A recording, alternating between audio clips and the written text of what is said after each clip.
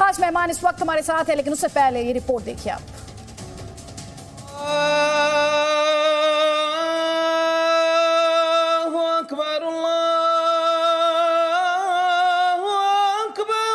बस हम यही सरकार से गुजारिश करना चाहेंगे कि सुप्रीम कोर्ट का जो आदेश है उसका आप भी पालन करें, हम भी पालन करेंगे और मंदिर वाले भी पालन करेंगे। सब पालन करें तो किसी के लिए कोई मसला नहीं होगा।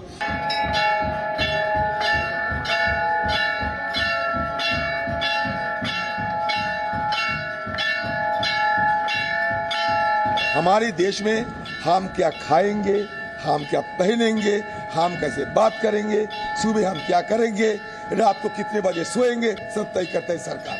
श्री गुरु चरण सरोज निज मन मुकुर सुधार बरनउरग बल विमल यसगु जोदायक फलचार। A law applies to each and every citizen. So let us not politicize everything.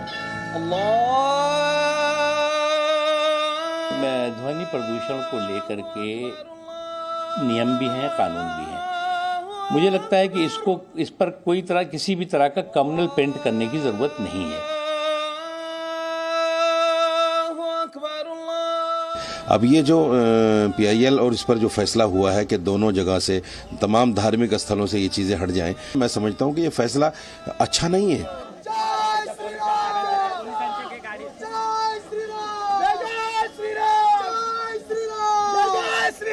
अजान का जो एक साउंड है वो कितने डेसिबल में होना चाहिए, उस बारे में महाराष्ट्र में भी नोटिस गई है। धन्यवाद।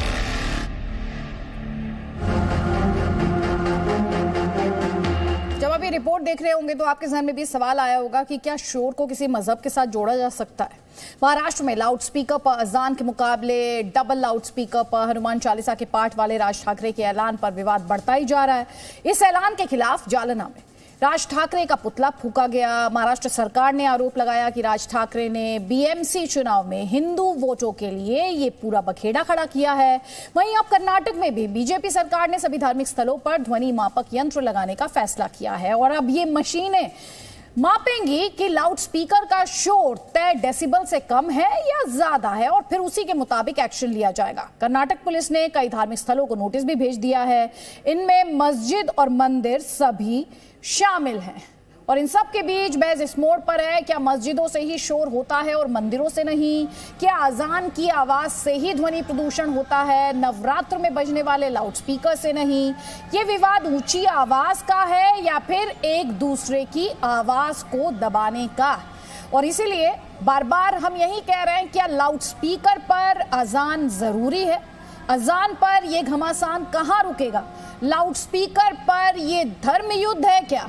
कई खास मेहमान हमारे साथ हैं। किशोर तिवारी हमारे साथ हैं शिवसेना का पक्ष रखने के लिए, मौलाना कादरी हमारे साथ हैं, इस्लामिक स्कॉलर हैं, अतहर नईम हमारे साथ हैं कांग्रेस पार्टी का पक्ष रखने के लिए। क्योंकि ये पूरा विवाद महाराष्ट्र से शुरू हुआ है किशोर तिवारी, सवाल यही है कि वो शिवसेना जो कभी इस मुद्दे पर मुखर रहा करती थी, आज वो शिवसेना शांत क्यों हो गई और शोर का कोई मजहब होता है क्या? नहीं, ये देखो, ये मुद्दा बीजेपी ने उठाया था। पहले मैं बता रहा हूं कि हमारे जो पुलिस कमिश्नर है बंबई के अदिति जी, उन्होंने पत्र लिख के कहा कि सुप्रीम कोर्ट के ऑर्डर का पालन हो और सब मौलाना लोगों ने लिख के दिया कि हम हमारे यहाँ पर डिसिप्लिन लेवल 60 के ऊपर नहीं जाने देंगे।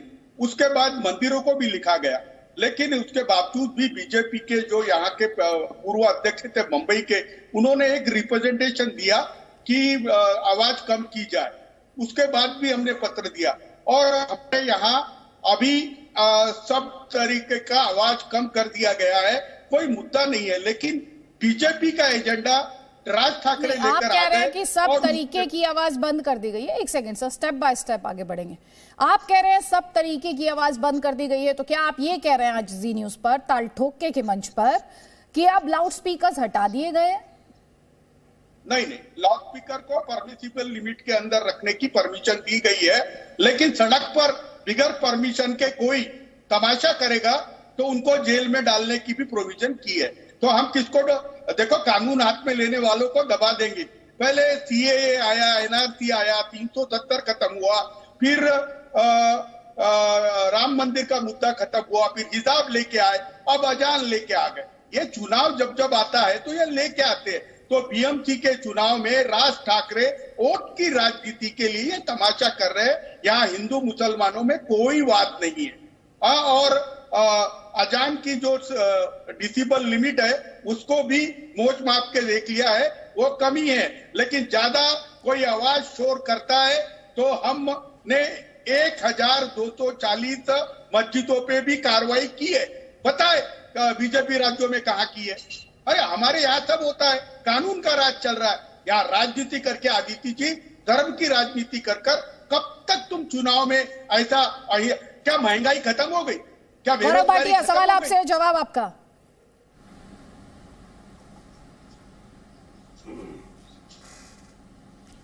गौरव भाटिया। अदिति जी देखिए, सबसे पहले तो ये कहना गलत नहीं।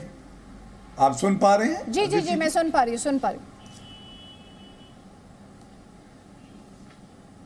हाँ, अदिति जी देखिए, शिवसेना के प्रवक्ता ने कुछ कहा, या सोनिया सेना कह लें, उस पे बाद में आएंगे। पहले दर्शकों को संवैधानिक तौर पे जानकारी सही हो, यह आवश्यक है। और सबसे पहले शुरुआत करनी चाहिए कि हमारे देश का कानून क्या कहता है। नॉइज पोल्यूशन रूल है और सर्वोच्च न्यायालय का जजमेंट है जो कहता है कि 10 बजे से लेकर सुबह 6 बजे तक लाउड स्पीकर पे कोई आजान या कोई भी घोषणा नहीं की जा सकती है। ये सर्वोच्च न्यायालय कहता है। तो जब ये कहा जाता है कि बीजेपी इस मुद्दे को ले आई, तो मैं समझता हूं ये तो गर्व की बात है कि भारतीय जनता पार्टी संविधान और सर्वोच्च न्यायालय के आदेश का पालन कर रही है और आप लोग तुष्टीकरण कर रहे हैं। दूसरी बात देखिए, शिवसेना खरबूजे की तरह है। खरबूजे को देख के रंग बदलता है और शिवसेना शिवसेना या सोनिया सेना हो जाती है। इनको अब अजान अच्छी लगने लगी है। ये भूल गए हैं कि एक व्यक्ति का, नागरिक का ये भी अधिकार है अदिति जी कि वो आराम से सो पाए। मैं पूछना चाहता हूं, एक माता जो पूरे दिन काम करती है, रात में देर से सोती है, अपने बच्चों की परवरिश करती है, वो सुबह तक सोना चाहती है, उसको क्यों अजान सुननी पड़े? आप मुझे बताइए। एक बच्चा जो स्कूल जाता है वो क्यों 5 बजे अजान सुनेगा? ये उनके जो मूल अधिकार हैं उसका भी हनन है।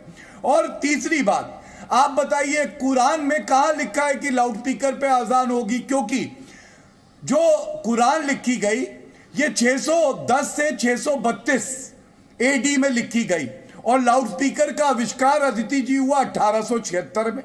तो आप मुझे बताइए, लाउडस्पीकर बाद में आया, लेकिन ये लोग कहते हैं इस्लाम का अभिन्न अंग है, जबकि वो हो नहीं सकता है। मैं केवल एक बात कह के अंत करूंगा। देखिए, कुरान भी अगर इन्होंने पढ़ी होती तो उसमें कहा गया है लकुम दिनोकुम वालिया दीन, मतलब तुम्हारा धर्म तुम्हारे लिए, मेरा धर्म मेरे लिए। अगर मैं नहीं सुनना चाहता दूसरे धर्म की आजान सुबह सुबह, इसमें क्या गलत है? बल्कि ये लोग तुष्टीकरण की राजनीति ऐसे करते हैं कि सोनू निगम ने एक बार मांग उठा दी थी तो उसके ऊपर चढ़ गए थे कि लोकतंत्र को खतरा है, देश खतरे में आ गया, मुसलमान खतरे में आ गया। ठीक है, जवाब लेंगे। आपने कुरान का जिक्र किया है, आपने इस पर सियासत का जिक्र किया है। पहले किशोर तिवारी आपका जवाब, उसके बाद मौलाना कादरी का जवाब, प्लीज जल्दी। देखो गौरव भाटिया जी, आप बार बार शौर्य का वगैरह मत बोला कीजिए। आप एक बहुत ही सुलझे हुए वकील है, लेकिन नेशनल डिबेट पर अपमानित नहीं कर रहे। अब मैं बोल रहा हूं, कर्नाटक और उत्तर प्रदेश में सुप्रीम कोर्ट के आदेश का पालन हो रहा है क्या?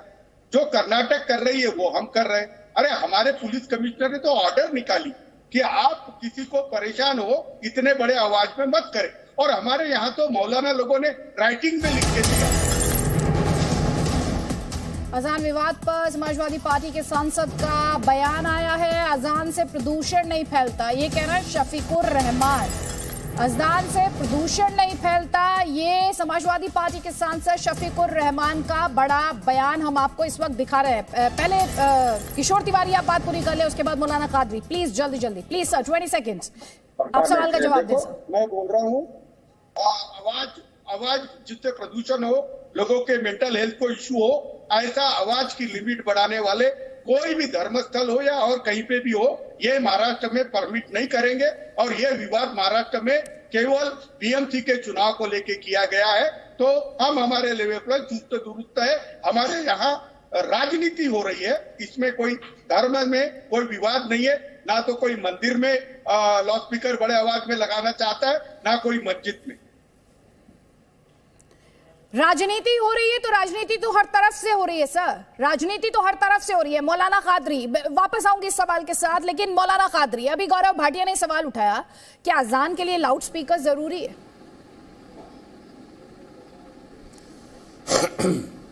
देखिए मैडम, मैं कई बार ये बात कह चुका हूँ कि लाउड स्पीकर किसी धर्म के लिए ज़रूरी नहीं है, ना मस्जिद के लिए ज़रूरी है, ना मंदिर के लिए ज़रूरी है, ना गुरुद्वारे के लिए ज़रूरी है। और जहाँ तक के फजर की नमाज का सवाल है, मैं आपके चैनल के माध्यम से भी ये बात कह चुका हूँ, और हमारी मुस्लिम कम्युनिटी में जितने भी मस्जिद के ज़िम्मेदारान हैं उन तमाम से भी ये बात कही गई है कि फ़जर के वक्त के वॉल्यूम को हद से ज़्यादा लो रखा जाए ताकि किसी को जहमत ना हो, क्योंकि इस्लाम किसी को जहमत नहीं देना चाहता।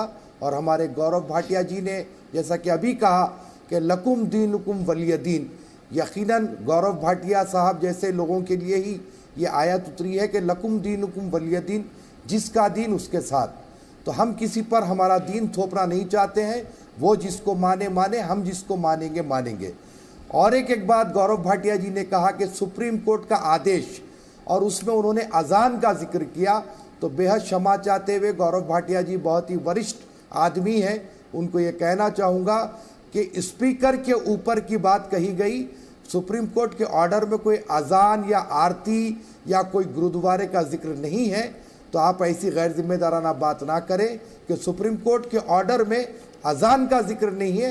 रात 10 बजे से सुबह 6 बजे तक लाउड स्पीकर पर पाबंदी है, ये बात सही है। गौरव भाटिया, आपका जवाब। मैं उत्तर देता।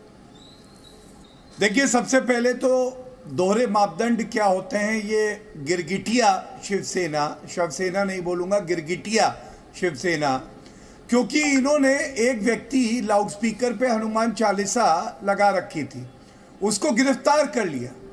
अदिति जी, मैं पूछना चाहूंगा ये भेदभाव क्यों है?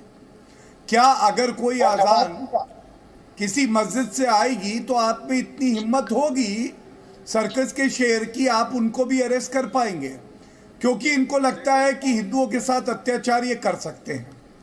दूसरी बात मैं ये बताना चाहूँगा, जब आप कहते हैं मौलाना साहब, आपने सही कहा, इसमें कोई दो राय नहीं है कि सर्वोच्च न्यायालय ने जो रूल्स हैं उसका हवाला देते हुए ये बात सभी धर्मों के लोगों के लिए कही है। और मैं स्वागत करता हूँ कि आप कहते हैं कि मस्जिद में भी ये नहीं होना चाहिए, लेकिन आप ये भी कहते हैं कि हल्के हल्के स्पीकर बजे।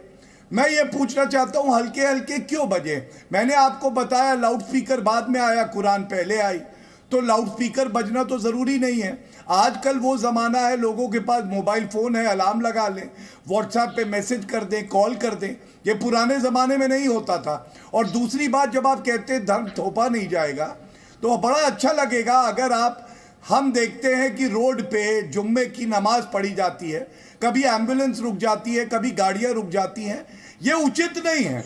आपका धर्म है, हम भी उसका सम्मान करते हैं, लेकिन सार्वजनिक स्थलों पे अपने धर्म को लाना, मैं समझता हूं उस धर्म की भी तौहीन है जिसको आपको अपने दिल में बसाना चाहिए, जिसको अपने चरित्र में उतारना चाहिए। मौलाना कादरी आपको जवाब देना चाहते हैं, आपने 2 सवाल पूछे हैं, दोनों सवालों का जवाब मौलाना कादरी।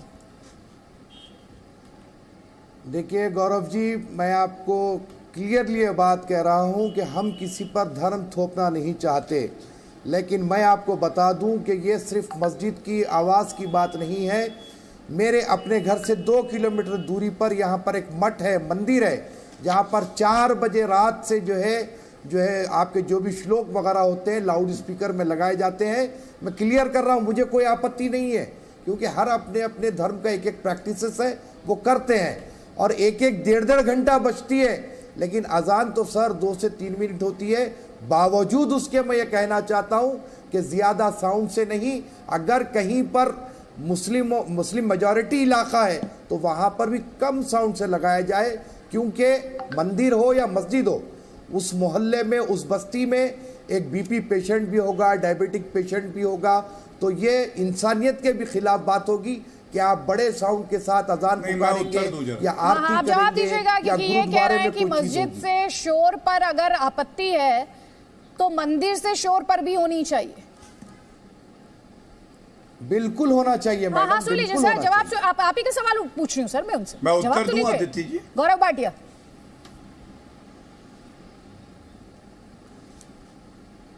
देखिए मौलाना साहब, मैं आपको एक बात संविधान की समझाता हूं, प्रयास करूंगा बड़े सरल शब्दों में समझाऊं। आपने कहा मुझे आपत्ति नहीं है कि मंदिर की जो वहाँ पे मंत्र उच्चारण है वो हो रहा है, आपकी आपत्ति की बात नहीं है। और ये मेजॉरिटी इलाका है, मुस्लिम बाहुल्य है, इसलिए अजान बचे। एक नागरिक भी अगर सोना चाहता है, उसके बच्चे पढ़ना चाहते हैं, तो ये उनका अधिकार है और देश का कानून है कि वो नहीं बजना चाहिए। तो इसमें आप कोई किसी पे उपकार नहीं कर रहे कि आप कह रहे हैं कि मुझे कोई आपत्ति नहीं है। जो नियम अजान के लिए लागू है वही दूसरे धर्मों के लिए लागू होगा। कानून इसीलिए होता है, कानून भेदभाव नहीं करता है। कानून ऐसा नहीं होता है कि एक आंख से देखे एक से ना देखे या धर्म का चश्मा लगा ले। और दूसरी बात देखिए, मैंने उदाहरण दिया और यहाँ पे जो शिवसेना के सर्कस का शेर हैं वो बताएंगे। मैंने पूछा आपने कैसे एक हिंदू को गिरफ्तार किया, क्योंकि वो हनुमान चालीसा लाउडस्पीकर पे लगा रहा था दिन के समय, और जबकि अजान आती है आप में इतनी हिम्मत है कि आप गिरफ्तारी कर लें अगर कानून का पालन भी नहीं होगा। ठीक जवाब ले लीजिए। किशोर तिवारी सवाल सुन लीजिए सर। डबल स्टैंडर्ड्स, अभी मैंने वही सवाल अभी गौरव भाटिया से भी पूछा कि मस्जिद से शोर तो मंदिर से शोर को क्यों नहीं माना जाता। आपसे सवाल ये, जब आप हनुमान चालीसा पढ़ने के लिए किसी पर कार्रवाई करते हैं तो फिर अजान से लाउड स्पीकर पर क्यों नहीं कार्रवाई करते? उन्होंने पूछा आपसे। नहीं, हम कहाँ के शेर है ये तुमको हमने बता दिया। और गौरव भाटिया, तमीज से बात पेश आया करो, नहीं तो तुमको दिक्कत हो जाएगी। निजी टीका टिप्पणी नहीं, प्लीज। एक सेकेंड। किशोर तिवारी, निजी टीका टिप्पणी कोई इस डिस्कशन में नहीं करेगा। कोई इस डिस्कशन में टीका टिप्पणी नहीं करेगा निजी, ये स्पष्ट करते हुए और दर्शकों को भी ये स्पष्ट करते हुए कि चैनल की राय नहीं है, ये पैनलिस्ट की राय है। और चैनल इस तरह की भाषा और अमर्यादित तरीके से होने वाले डिस्कशन को हम एंडोर्स नहीं करते सर। प्लीज आप तार्किक तौर पर बात कीजिए। मैं सारे पैनलिस्ट से कह रही हूँ, और आपसे भी कह रही हूँ। वो कह रहे हैं आप एक केस में एक्शन लेते हैं और दूसरे केस में एक्शन नहीं लेते हैं। प्लीज अतर नहीं, मैं आपको भी फ्लोर दूंगी और साथ ही अमीना शेरवानी आपको भी फ्लोर दूंगी, लेकिन पहले किशोर तिवारी आपका जवाब। देखो अदिति जी, मैं एक बात स्पष्ट कर देता हूँ। मैं गौरव भाटिया से उलझना नहीं चाहता था, वही ऊंची बात कर रहे, पर मैं जवाब दूंगा कि कोई भी बिगर परमिशन के सड़क पर लाउड स्पीकर लगाएगा तो उस पर कार्रवाई होगी। और अजान के अंदर कोई बहुत ही डेसिबल लेवल बढ़ा के काम करेगा और परमिसिबल लेवल के बाद लगाएंगे। कार्रवाई करिए, बताइए जरा। ऊपर केसेस रजिस्टर महाराष्ट्र में हुए हैं, जबकि उत्तर प्रदेश, कर्नाटक, गुजरात, मध्य प्रदेश में ये नहीं हो रहा है। यहाँ कानून का राज है। गौरव भाटिया, तुम है ना ओछी राजनीति के लिए बिगड़ के चुके हो। तुम गलत लोगों के साथ जाकर ये अनुचित बात कर रहे हो, देश का सौंदर्य खराब कर रहे हो। किशोर तिवारी, अब मैं आंकड़ों पे बात करूंगी। पहले एक सेकंड रुक जाएगा गौरव भाटिया, प्लीज एक सेकंड रुक जाएगा। किशोर तिवारी, आप आंकड़े बताइए। कितने केसेस में एक्शन लिया, कितनी मस्जिदों पर आपने कार्रवाई की है। उसके बाद गौरव भाटिया आंकड़े बताएंगे। गौरव भाटिया भी बताएंगे कि उन्होंने कितने केसेस में एक्शन लिया। पहले किशोर तिवारी आप। देखो हमारे पास आवाज नहीं आ रही मुझे। बिल्कुल। मेरी सरकार के अंदर 1248 केसेस रजिस्टर हुए हैं। इसमें धार्मिक स्थलों पर समय के बाद बजाना या समय के पहले बजाने वाले मामले 140 है। गौरव भाटिया, एक तो बता दो उत्तर प्रदेश और कर्नाटक और गुजरात का।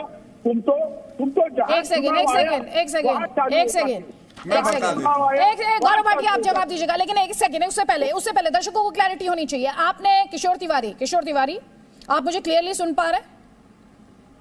बिल्कुल ठीक है। अब ये आपने कहा 1248 केसेस रजिस्टर हुए, राइट? साउंड पोल्यूशन के वायलेशन के। ठीक है, उसमें से आपने कहा 140 मामले धार्मिक स्थलों से जुड़े थे। अब आप मुझे ये बताइए इसमें से कितने मंदिर और कितने मस्जिद हैं?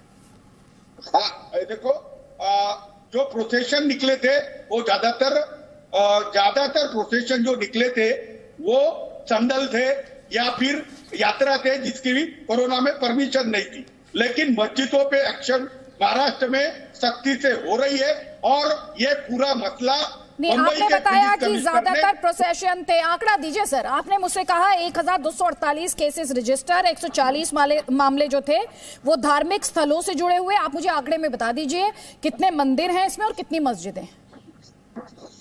मेरे पास एग्जैक्ट आंकड़ा नहीं है, लेकिन मंदिर मस्जिद का पुलिस तो आपके पास 140 का आंकड़ा अगर है सर, अगर आपके पास 140 का आंकड़ा है तो जाहिर तौर पर यह आंकड़ा भी होगा कि कौन से धार्मिक स्थल पर कितना एक्शन लिया गया। देखो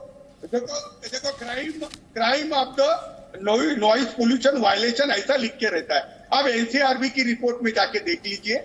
आप ऐसा क्यों कर रहे हो? आप मुझे सर, मैं तो दर्शकों को क्लैरिटी मिले, मेरा काम है सवाल पूछना सर, मेरा काम है सवाल पूछना। अभी जो गौरव भाटिया आपसे सवाल पूछ रहे हैं, जो गौरव भाटिया आपसे सवाल पूछ रहे हैं वो ये कह रहे हैं कि आप जब कोई हनुमान चालीसा पढ़ता है तो उस पर एक्शन लेते हैं, लेकिन जब अजान की आवाज है लाउड स्पीकर पर परमिसिबल लिमिट से ज्यादा होती है तो आप एक्शन नहीं लेते हैं। आपने मेरे सामने आंकड़े रखे, ये मेरी ड्यूटी बन जाती है सर कि दर्शकों को स्पष्ट हो और उस सवाल का जवाब मिले जो गौरव भाटिया यहां पर उठा रहे हैं। 140 मामले आप बता रहे हैं, लेकिन आप मुझे ये नहीं बता पा रहे कि इसमें कितने मंदिर और कितने मस्जिद है। आंकड़े देकर ही तो जवाब देंगे ना सर आप उन्हें, आंकड़ों के माध्यम से ही उन्हें गलत साबित करेंगे ना। तो मैं आपको अपडेट कर दूंगा। लेकिन गौरव भाटिया जी मुझे उत्तर प्रदेश, कर्नाटक, मध्य प्रदेश और गुजरात के भी आंकड़े बता देंगे तो मुझे लगेगा कि बीजेपी केवल राजनीति नहीं कर रही है, कानून और व्यवस्था में विश्वास रखती है। अरे ये आप 140 मामलों का सर मैं आपको वक्त दे देती हूँ। 140 मामले जो भी आपने बताए धार्मिक स्थलों से जुड़े हुए, उसमें कितने मंदिर और कितने मस्जिद हैं ये आप अभी हमें बता दीजिएगा। गौरव भाटिया, इनके सवाल का जवाब आपको देना है। ये कह रहे हैं बीजेपी शासित राज्यों में कितनों में एक्शन हुआ है?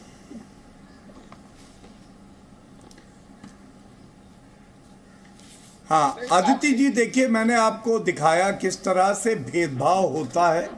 हनुमान चालीसा अगर कोई हिंदू लगाता है तो उसकी गिरफ्तारी होती है, और उसके बाद इन्होंने जो आंकड़े दिए उन आंकड़ों में इन्होंने ये नहीं बताया कि इन्होंने कार्रवाई मस्जिदों पे भी की है। लेकिन मेरे हाथ में ये ऑर्डर है इलाहाबाद हाईकोर्ट का, इसमें बिल्कुल स्पष्ट भारतीय जनता पार्टी की सरकार आने के बाद सरकार ने ये दलील दी कि ये जो रूल्स हैं जिसमें नॉइज पोल्यूशन के मापदंड तय किए गए हैं इसका पालन होगा, चाहे वो मस्जिद हो, गुरुद्वारा हो, मंदिर हो, चर्च हो, और उसके बाद कार्रवाई हुई। ये तो दिखाता है कि हम भेदभाव नहीं करते हैं। जब शिवसेना या शिवसेना भेदभाव करती है तो प्रश्न पूछे जाते हैं। और कोई नहीं भूलेगा पालगढ़ में साधुओं की किस तरह से निर्मम हत्या की गई थी।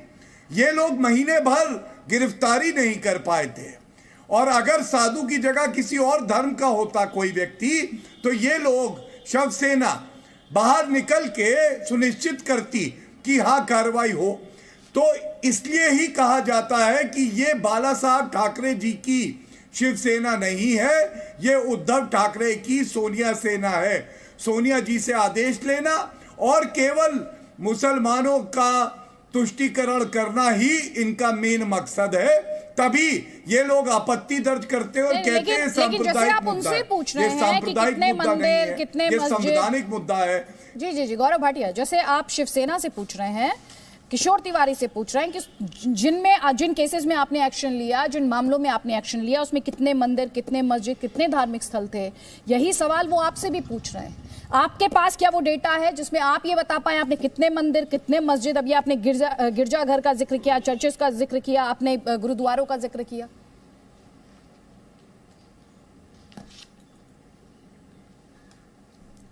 देखिए अदिति जी, मैं आपके जो प्रश्न पूछा सबसे पहले तो ये कहूंगा एक ऐसा मामला बता दें जहां भेदभाव हुआ है कि मंदिर में तो लाउडस्पीकर चला है लेकिन मस्जिद से उतार दिया गया है।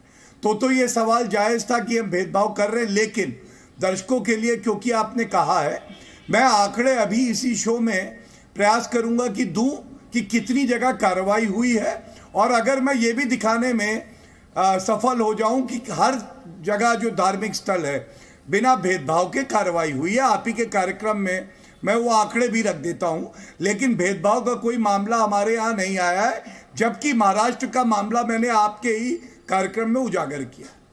ठीक है सर, वो मामला हमने अपने इस डिस्कशन में भी उठाया था जब हमने इससे पहले इस पर बहस की थी, और तब ये सवाल उठाया गया था कि सिलेक्टिव केसेस में एक्शन क्यों लिया जा रहा है। और वो जो सवाल है वो सवाल किशोर तिवारी बार बार उठा रहे थे, इसलिए उस सवाल का जवाब भी जरूरी है। था नहीं, ये लाउड स्पीकर का धर्म कौन ढूंढ रहा है? धन्यवाद अतिथि त्यागी जी कि आपने दिल से सही जोड़ा, बात किया। अभी मैं जब सुन रहा था भाजपा के वर्तमान प्रवक्ता, जो कि पहले सपा के प्रवक्ता थे, सर बीजेपी का टिप्पणी मत कीजिए ना, वो बीजेपी के प्रवक्ता के तौर पर बैठे, मुद्दे पर रहेंगे तो समय बचेगा। मैडम सुन लीजिए, जब वो शव सेना और सोनिया सेना और जाने क्या क्या गिरगिटिया सेना कह रहे हैं, उससे कहीं कम था, तब आपने नहीं टोका। लेकिन सर, आप शायद मुझे बोलते हुए नहीं सुना कि पैनलिस्ट की राय निजी राय होती है, एंडोर्स चैनल नहीं करता। दूसरी बात सर, दूसरी बात, आप गौरव भाटिया सारे पैनलिस्ट में शामिल हैं, आप भी उन पैनलिस्ट में शामिल हैं, गौरव भाटिया भी उन पैनलिस्ट में शामिल हैं, किशोर तिवारी भी उन पैनलिस्ट में शामिल है सर। तो आप प्लीज अपने मुद्दे पर आइए, मुद्दे पर आप अपनी बात रखिए सर, प्लीज। दर्शकों का वक्त जाया मत कीजिएगा सर, बीजेपी का टिप्पणी में दर्शकों का वक्त जाया मत कीजिए। पता नहीं, आप अगर मुद्दे पर बोलेंगे तो दर्शकों को इस बहस से कुछ मिल पाएगा, कुछ समझ पाएंगे सर। आप भी निष्पक्ष बात करने का सर, आप मुझे मत सिखाइए निष्पक्षता। मैं आपको तुष्टिकरण वालों से निष्पक्षता नहीं सीखूंगी मैं, जिन पर तुष्टिकरण के आरोप लगते हैं। मेरा काम सवाल पूछना है, मेरा काम सवाल पूछना है। मैं उनसे भी पूछूंगी और आपसे भी पूछूंगी। आपको अगर सवाल का जवाब देना है तो आप दें सर। लोकतांत्रिक व्यवस्था में हम हैं, लोकतांत्रिक व्यवस्था में सबके पास आजादी है कि वो किस मंच पर आना चाहते हैं, और मुद्दे पर आ जाइए सर।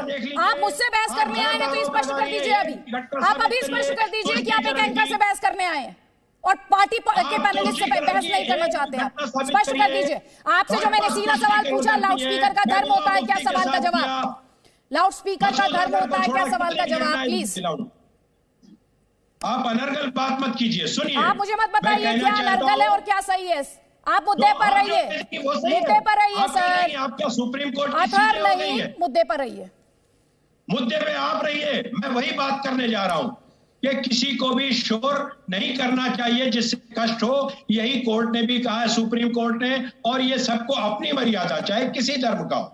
मैं किसी एक धर्म को नहीं कहता, मैं इसके लिए मशहूर हूं कि मैं हमेशा न्यूट्रल बात करता हूं, निष्पक्ष बात करता हूं। हर धर्म को ये अपनाना चाहिए, समय हो और का समय हो, हमारी आवाज किसी को कष्ट न हो। पटाखे फोड़ने पर भी पाबंदी है और इस तरह से लाउड स्पीकर बजाने पर भी है, मगर उस पर अमल होना चाहिए, पाबंदी होनी चाहिए। जो मैंने पहले कहा था कि किसी भी दल को, किसी भी नेता को अपशब्द बोलना, गौरव भाटिया और आप जैसे मंच पर जीती उस पर बंद कराइए, ये मेरा कहना था। अतर नहीं, मां मुद्दे पर बात कीजिए। महाराष्ट्र में आप भी सत्ता में भागीदार है सर, ठीक है सर। सुनिए सर, सुनिए, उपदेश मत दीजिए मुझे please. With due respect, you are my guest. With due respect to you and your channel. Don't lecture me. Don't lecture me, sir. I'm not going to waste my time on this. I'm not going to waste my time on this. I'm sorry. Maharashtra में सत्ता में आपके भी जवाब यही है। आप बता दीजिए किशोर तिवारी जो आंकड़े नहीं रख पाए, आप बता दीजिए सर। प्लीज मेरे सवाल का जवाब दीजिए। जो आंकड़े किशोर तिवारी नहीं दे पाए थे, 140 केसेस में से कितने मंदिरों पर एक्शन हुआ, कितनी मस्जिदों पर एक्शन हुआ। और ये जब आप चिल्ला रहे, मैंने सुन नहीं पा रही हूं, तो मेहरबानी करके सर तार्किक तौर पर मुझसे बात कीजिएगा और आराम से बात कीजिए सर। सवाल से आप इतना बौखला क्यों गए हैं? इसमें बौखलाने की क्या बात है सवाल से? मैंने केवल इतना कहा था कि पहले सपा के प्रवक्ता ने आराम से सवाल का जवाब दीजिए सर, इतने उत्तेजित मत होइए सर। एक एंकर से लड़ने से वोट नहीं मिलते हैं करने की बात कर रही है सर। एंकर से लड़ने से वोट नहीं मिलते हैं, ग्राउंड पर काम करने से मिलते हैं। आप एंकर के सवाल का जवाब देने आए हैं। मुझे ये बताएं, महाराष्ट्र में महा विकास आघाड़ी सरकार ने जो 140 मामले धार्मिक स्थलों से जुड़े हुए हैं, कितने मंदिर हैं, कितने मस्जिद हैं? आपने ये टिप्पणी की थी क्या एक दूसरे की? अब मुझे भी सुनिए, आपने कहा था क्या एक दूसरे की आवाज दबाने का है? आप वो मत करिए, ये भाजपा कर रही है, आप मत करिए, निष्पक्ष रहिए। आप मुझे मत सिखाइए निष्पक्षता। इसके लिए मुझे आपकी पार्टी से, आपसे सीखने की जरूरत नहीं। मैंने आपको पहले भी स्पष्ट किया सर। निजी टीका टिप्पणी मत कीजिए, मेरी फिलॉसफी एकदम क्लियर है सर। आप एक एंकर से लड़ रहे हैं, पिछले 4 मिनट से आप एक एंकर से लड़ रहे हैं। दर्शकों का वक्त जाया हो रहा है। मैं आपको अपना नंबर दे दूंगी सर, मैं आपको अपना नंबर दे दूंगी, आप मुझे फोन पर बात कर सकते हैं मुझसे। सुने सर, आप मुझे मुद्दा, आपके पास या तो सवाल का जवाब नहीं है, क्योंकि जब तार्किक कंगाली होती है तभी निजी हमले होते हैं। आप मुझे बताइए 140 मामलों में से कितने मंदिर से जुड़े हैं, कितने मस्जिद से जुड़े हैं? प्लीज प्लीज, कितने मंदिर से जुड़े मामले हैं, कितने मस्जिद से जुड़े मामले हैं? प्लीज। किनसे पूछ रही हैं आप? आप ही से पूछ रही हूँ। नहीं, मेरे पास ये आंकड़ा नहीं है कि उस सरकार ने कितनों पर थैंक यू वेरी कार्रवाई मच। की है। इसीलिए मैं कह रही थी कि दूसरों को लेक्चर देने से पहले अपने गिरेबान में झांकना चाहिए। अमीना शेरवानी, अमीना शेरवानी, लाउड स्पीकर पर अजान जरूरी है क्या सर? प्लीज, मैं दर्शकों के बिल्कुल जरूरी नहीं है। लाउड स्पीकर की तो कोई धर्म के मामले में जरूरत होनी ही नहीं चाहिए, बल्कि डेसिबल भी कोई कैसे गिनेगा कि कितना डेसिबल है? बेहतर होगा कि लाउड स्पीकरों पर टोटल बैन हो जाए, क्योंकि कौन सा 75 डेसिबल के ऊपर है, नीचे है? पुलिस क्या कोई डेसिबल मीटर लेकर घूमेगी? संभव नहीं है।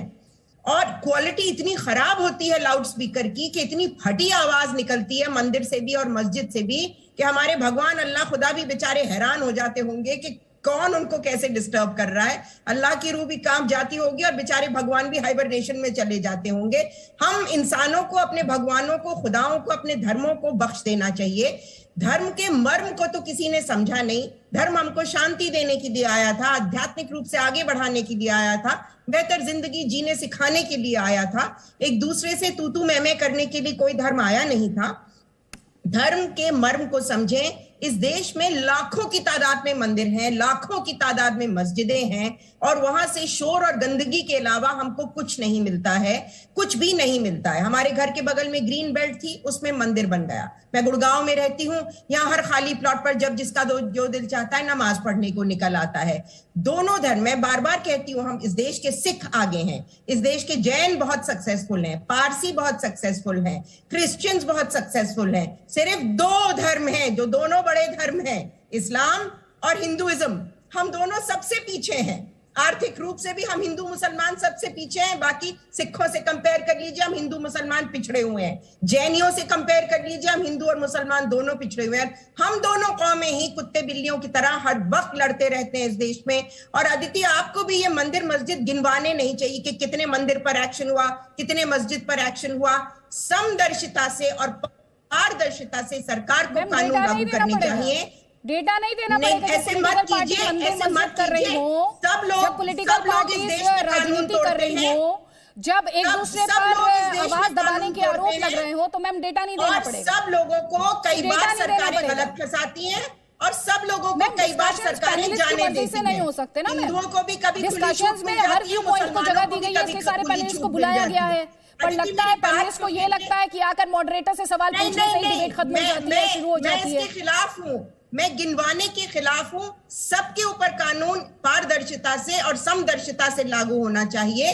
हम गिनती ना करें तो बेहतर है। समदर्शिता से लागू होना चाहिए। जो शब्द आप इस्तेमाल कर रही हैं, उस पर सियासत नहीं होनी चाहिए, उस पर हिंदू मुसलमान नहीं होना चाहिए, और ऐसा नहीं होता है। जैसा मैंने कह दिया, दो जो बैकवर्ड कम्युनिटी खड़ा हुआ है मौलाना कादरी, आर्थिक रूप से और सामाजिक रूप से जो दो पिछड़े हुए धर्म मौलाना साहब को सुना नहीं था। मौलाना साहब ने कहा कि अज़ान तो बहुत थोड़ी सी देर के लिए होती है, आपने सुना नहीं था शायद। जैन आगे निकल गए, ईसाई आगे निकल गए, आपने सुना नहीं था उन्होंने क्या कहा। ठीक है मौलाना कादरी, हिंदू मुसलमान मौलाना कादरी लड़ते रह गए एक दूसरे से। ठीक है मैम, मौलाना कादरी। किशोर तिवारी, उसके बाद आपको मंच दूंगी सर, प्लीज। मौलाना कादरी, आप तक आवाज पहुंच रही है? सवाल बोलिए, क्या पूछ रही थी आप? सवाल पूछ रही हैं अमीना शेरवानी, कह रही हैं कि लाउड स्पीकर की जरूरत ही क्या है? कौन सा अल्लाह या भगवान लाउड स्पीकर से खुश होता है? खैर देखिए, उनका ख्याल अपनी जगह है, मैं उन पर कोई टिप्पणी करना नहीं है। जो ज़रूरी बात है मैं वही करूँगा। लाउड स्पीकर हर धर्म के जो है धर्म स्थल पर लगता है, चाहे वो किसी भी धर्म का हो। अभी वो कह रही थी कि हिंदू मुसलमान लड़ रहे हैं, सिख और जैन नहीं लड़ते हैं, लेकिन हर धर्म स्थल पर लाउड स्पीकर लगता है। जहाँ पर भीड़ होती है तो आवाज़ पहुँचाने के लिए लाउड स्पीकर लगाया जाता है। यहाँ जो बहस है सिर्फ़ और सिर्फ सुबह के औकात की है और उसके साउंड के ऊपर है। तो हम तो आपके चैनल के माध्यम से बार बार ये कह रहे हैं कि उसको बिल्कुल ही लो साउंड करना चाहिए या नहीं करना चाहिए, हर धर्म को इसका पालन करना चाहिए। भी सुना हम सकते कह हैं रहे आप हैं लोग तो कि जहाँ टावर्स हमें के धार्मिक ऊपर, गुंबदों के ऊपर और मंदिर जो है ऊपर बाहर लाउड स्पीकर लगाते हैं। आप अंदर माइक का प्रयोग कीजिए ना, अंदर के लोगों से बात करने के लिए। आप लोग लाउड स्पीकर तो टावर पे लगाते हैं या मंदिर वाले बाहर ब्लेयर करते हैं अपने म्यूजिक को, अपनी चार दीवारी के अंदर रखिए ना। नहीं, आपकी बात बिल्कुल उसके सही लिए तो है। एक छोटा सा माइक शायद जो सिस्टम है चाहिए कभी होता है, बड़े मस्जिदों लाउड में- स्पीकर की जरूरत नहीं पड़ती है। नहीं, सुनिए ना, आप मैं जो कह रहा हूँ, शायद आप मस्जिदों को और दरगाहों को या मंदिरों को नहीं जाती हैं, आपको पता नहीं है कि कितनी भीड़ होती है। आपको कैसे और पता मैं इंटरनल कहाँ माइक जाती हूँ वहाँ और पर कहाँ काम नहीं करेगा। जाती हूँ? आप टीका टिप्पणी करना बंद कीजिए। मेरे घर के जिस बगल में हिसाब से मंदिर आप भी कह है, रही हैं, मस्जिद भी इसलिए है, कह रहा हूं। और उन सब से आवाजें आती हैं, सबको डिस्टर्ब जाया करती हैं और कीजिए। बेसुरी आवाजें आती हैं। पहले हमारे मंदिरों में शास्त्रीय संगीत तो होता जाया था, कीजिए, शास्त्रीय थोड़ी नृत्य श्रद्धा होता था। पैदा कीजिए। आप जब भी हजरत बिलाल अजान दिया करते थे, ना, पूरी आप दुनिया भी- रुक के सुना करती थी, इतनी खूबसूरत अजान देते थे। अब तो मौलाना मुअज्जिन कादरी, ट्रेंड भी नहीं मौलाना है, कादरी, मंदिरों please। में सिर्फ फिल्मी गाने बजते हैं। पतन आप हो लोग एक चुका है दूसरे को हमारे धर्मों सर्टिफिकेट का। मत दीजिए ठीक है, प्लीज। ठीक ये है, सारे ठीक है। पैनलिस्ट से दोनों आज धर्मों मैंने का पतन हो बार चुका कहा है है, बुरी एक तरह दूसरे को से। सर्टिफिकेट बांटने का काम मत कीजिए। किसे क्या करना है, किसे किस धर्म में आस्था रखनी है, किसे किस धर्म को फॉलो करना है, वो पैनलिस्ट पर आप छोड़ दीजिए प्लीज। लेकिन जो मौलाना कादरी वो सवाल उठा रही हैं, उसका जवाब दीजिए। तो उसके बाद खैर, गौरव भाटिया प्लीज जल्दी जल्दी। या तो मुअज्जिन जी, की खूबसूरत तो बस यही कह रहा हूं मैडम कि कि जो है आनंद जवाब ले आए, लीजिए। खूबसूरत भजन हो, शास्त्रीय संगीत गूंजे ठीक है, मैम, हमारे जवाब मंदिरों ले से, लीजिए। तो मजा आए हम लोगों को। भद्दे भद्दे फिल्मी गाने, फटे फटे लाउड स्पीकर पर फटी आवाज के मुअज्जिन, फटे भजन सुन के कौन सी धार्मिक आस्था मैम, जागृत आराम होगी से, हमारे देश में? आराम से सिर्फ मैम, गंदगी, प्लीज सिर्फ आराम से। गंदगी और झगड़े आराम हो रहे हैं से। हमारे देश में। अच्छा, अमीना मैं जी, कुछ जवाब बोलूं सुन अब? लीजिए मैम। या अच्छा, ठीक है मैडम, अदिति, माफ कीजिएगा, मैं आपकी कलाकार बात हूं। हमने सुन और एक ली है। कलाकार के नाते ये मेरी सेंसेस पर ऑनस्लॉट हो गया है। दोनों आप- धर्मों ने ऑनस्लॉट कर रखा है हमारी सेंसिबिलिटीज के ऊपर। मैडम, आपकी कला की कदर करते हैं हम, अब जरा थोड़ा हमें भी बोलने दीजिए, वरना आपकी कला मैं के आपके सामने हम लाउड कुछ स्पीकरों बोल नहीं की कदर पाएंगे। नहीं करती, ना हमें मंदिरों बोलने के दीजिए। लाउड स्पीकर की करती हूँ, ना मस्जिदों के लाउड ठीक स्पीकर है मैम, जवाब तो सुन लीजिए कोई प्लीज। कदर नहीं करती हूँ। अच्छा, ठीक है। प्लीज। हम आपकी कला की कदर कर रहे हैं ना मैडम, आप अपनी कला बताइए, बाद में, अभी नहीं। तो मैं जो है गौरव भाटिया जी से एक बात कहना चाहूंगा कि आप लोग तो मूर्ति कलाकारों को मैं मुशरिक गौरव कह जी से देते हैं। कहना मैं मूर्ति कलाकार हूँ। मैंने हनुमान जी की बहुत गौरव जी से खूबसूरत मैं एक हमारे दो बातें स्टूडियो ने कहना चाहूंगा, सर। 26,500 घंटियां टांग कर हनुमान जी की बड़ी सुंदर प्रतिमा बनाई है। अदिति, कभी आपके प्रोग्राम पे दिखाऊंगी। हनुमान चालीसा पे हमने एनिमेशन फिल्म बनाई है। ठीक, आप जरूर, तो जरूर। मुशरिक कह देंगे ना हमको। जरूर बताइए। प्लीज लेट हिम आप तो- फिनिश। आप तो 30 कला को भी- सेकंड मौलाना कादरी, उसके बाद गौरव भाटिया। आप गौरव भाटिया से सवाल पूछना चाह रहे हैं मौलाना कादरी, आप नहीं जवाब देना चाहते हैं अमीना जी, शेखवानी जी। का, ठीक है, गौरव लेकिन पहले जी, आप जल्दी से 30 गौरव भा- सेकंड्स आपका सवाल। गौरव भाटिया साहब से मेरा एक दो ही बस सवाल है। गौरव जी, अभी आप जो है भेदभाव की बात कर रहे थे, तो मैं आपसे यही कहना चाहूँगा कि सारे कई हिंदुस्तान के कई प्रदेश में आपकी अपनी सरकार आ चुकी है, आप तो सेंटर में बैठे हुए हैं। सर, ऐसा कुछ रास्ता निकालें कि ये जो खाई हिंदू मुसलमान की जो दिन ब दिन बढ़ते जा रही है, इसको कम कीजिए सर। अगर आज शिवसेना मुसलमानों की बात करती है तो आप उसको सोनिया सेना कह रहे हैं, जबकि एक दौर में आप लोग महबूबा सेना कश्मीर में बन गए थे। तो इस तरफ भी आप तवज्जो डालिए सर कि ये भेदभाव, ये नफरत की राजनीति की बजाय अगर हम अपने देश के विकास के लिए कुछ काम करें तो मैं आपके लिए साथ तैयार हूँ सर। आप एनी टाइम मुझे आवाज़ दीजिए, मैं मुस्लिम कम्युनिटी से आपके साथ आकर खड़ा रहूँगा। लेकिन एक ही बात है सर, अब ये भेदभाव को ख़त्म कीजिए और ये जो घाटी हिंदू मुसलमान के बीच में तैयार हुई है, इसको ख़त्म करने की कोशिश कीजिए। इसकी बहुत बड़ी मिसाल आपको यूपी में मिल चुकी है सर कि 8% मुसलमान बीजेपी को वोट किया है। हम किसी पार्टी के मुखालिफ नहीं है, हम नीतियों के खिलाफ बोलते हैं सर, हम किसी के दुश्मन नहीं है, हम अपने देश से प्यार करते हैं, अपने देश का विकास चाहते हैं। गौरव भाटिया ये कह रहे हैं भेदभाव बंद कीजिए, ये आरोप लगा रहे हैं।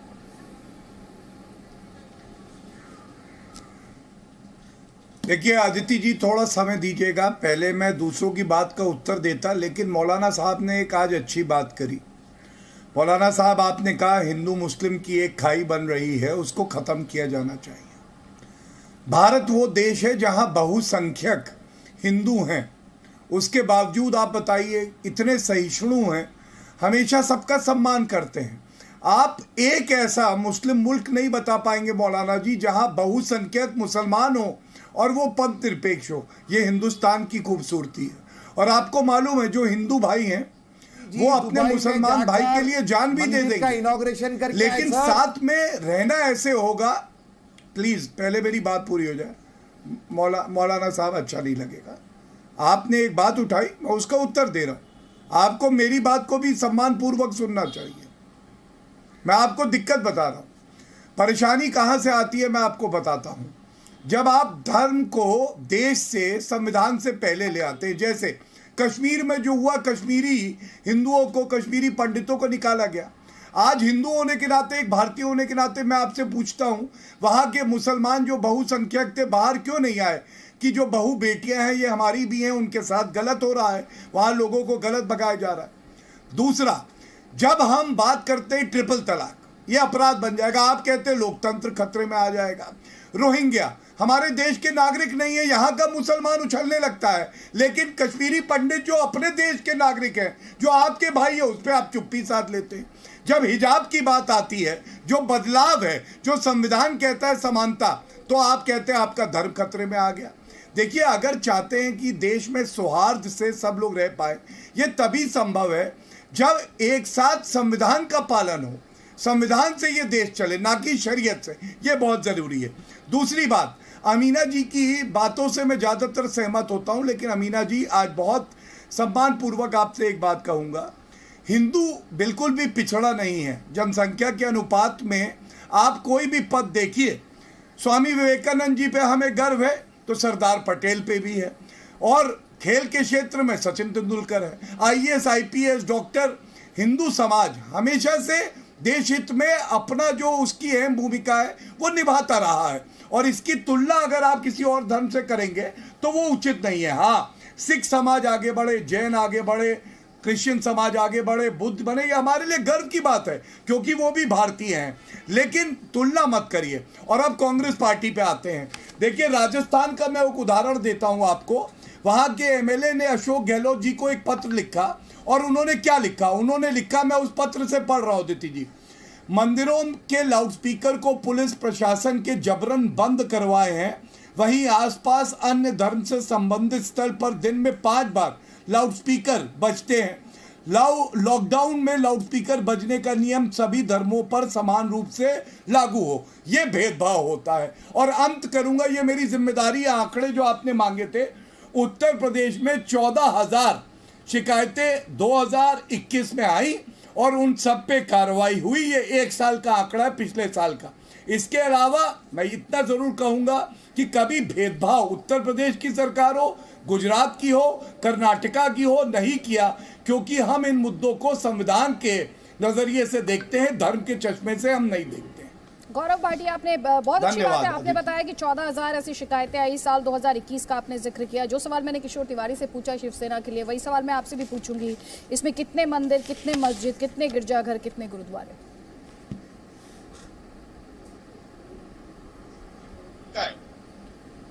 अदिति जी, जैसा मैंने आपको कहा कि जो ये आंकड़े पढ़ के दे रहा था दर्शकों को, ये बताने के लिए दे रहा था। गौरव बोलिए आप। अदिति जी, जो आंकड़ा मैंने आपको दिया, ये इसलिए दिया कि हम केवल प्रश्न नहीं उठाते, हम आंकड़े भी देते हैं। और मैंने आपको उच्च न्यायालय के आदेश का हवाला देके दिया कि उत्तर प्रदेश की योगी जी की सरकार बिल्कुल स्पष्ट कहती है कि लाउड स्पीकर मंदिर से भी हटाए गए, मस्जिद से भी हटाए गए, गिरजाघर से भी हटाए गए और गुरुद्वारे से भी हटाए गए।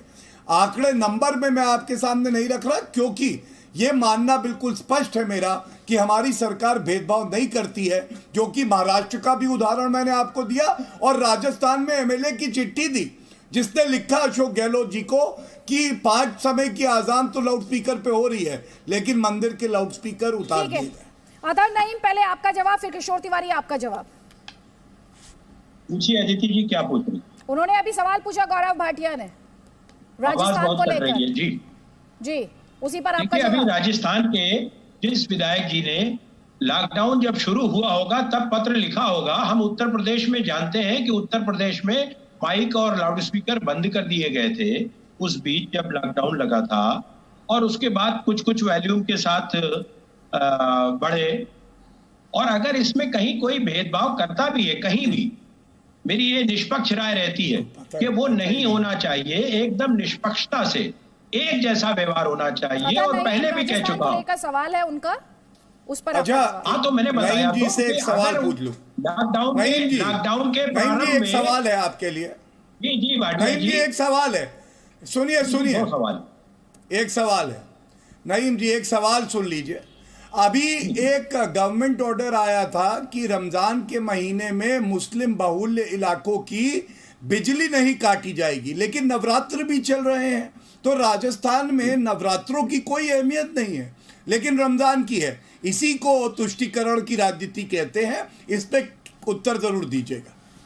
देखिए ऐसा है, अगर कहीं कोई मांग हुई हो, कैसे भूल जाएंगे अशोक गहलोत जी?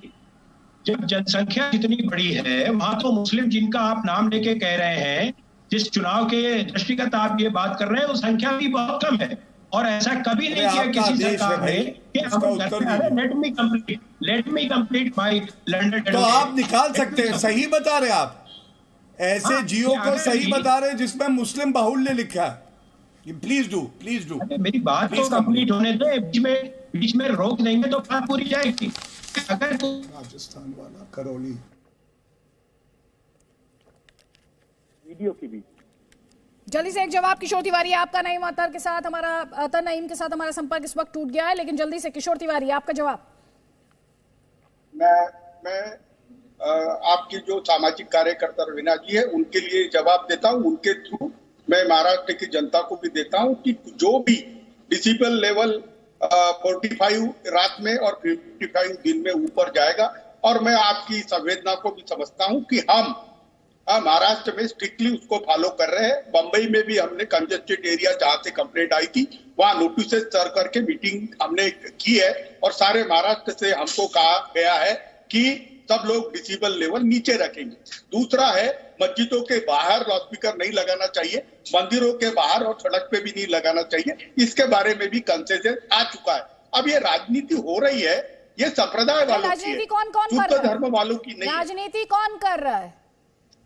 ये बीजेपी की टीम सी है यहाँ। जो राज ठाकरे है ना, ये किराए पे गए हैं बीजेपी के साथ, उनकी टीम सी बनी है।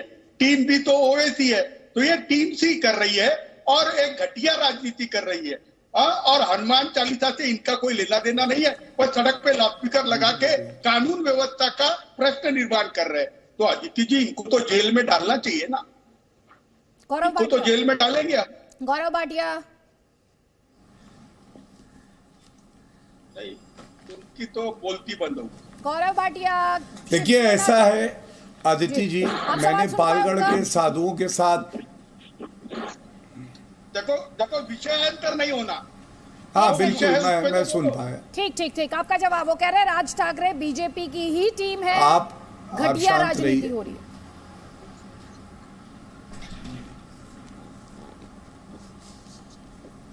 देखिए घटिया राजनीति के बारे में तो शिवसेना को बहुत पता होगा, क्योंकि चुनाव से पहले शांत हो जाइए।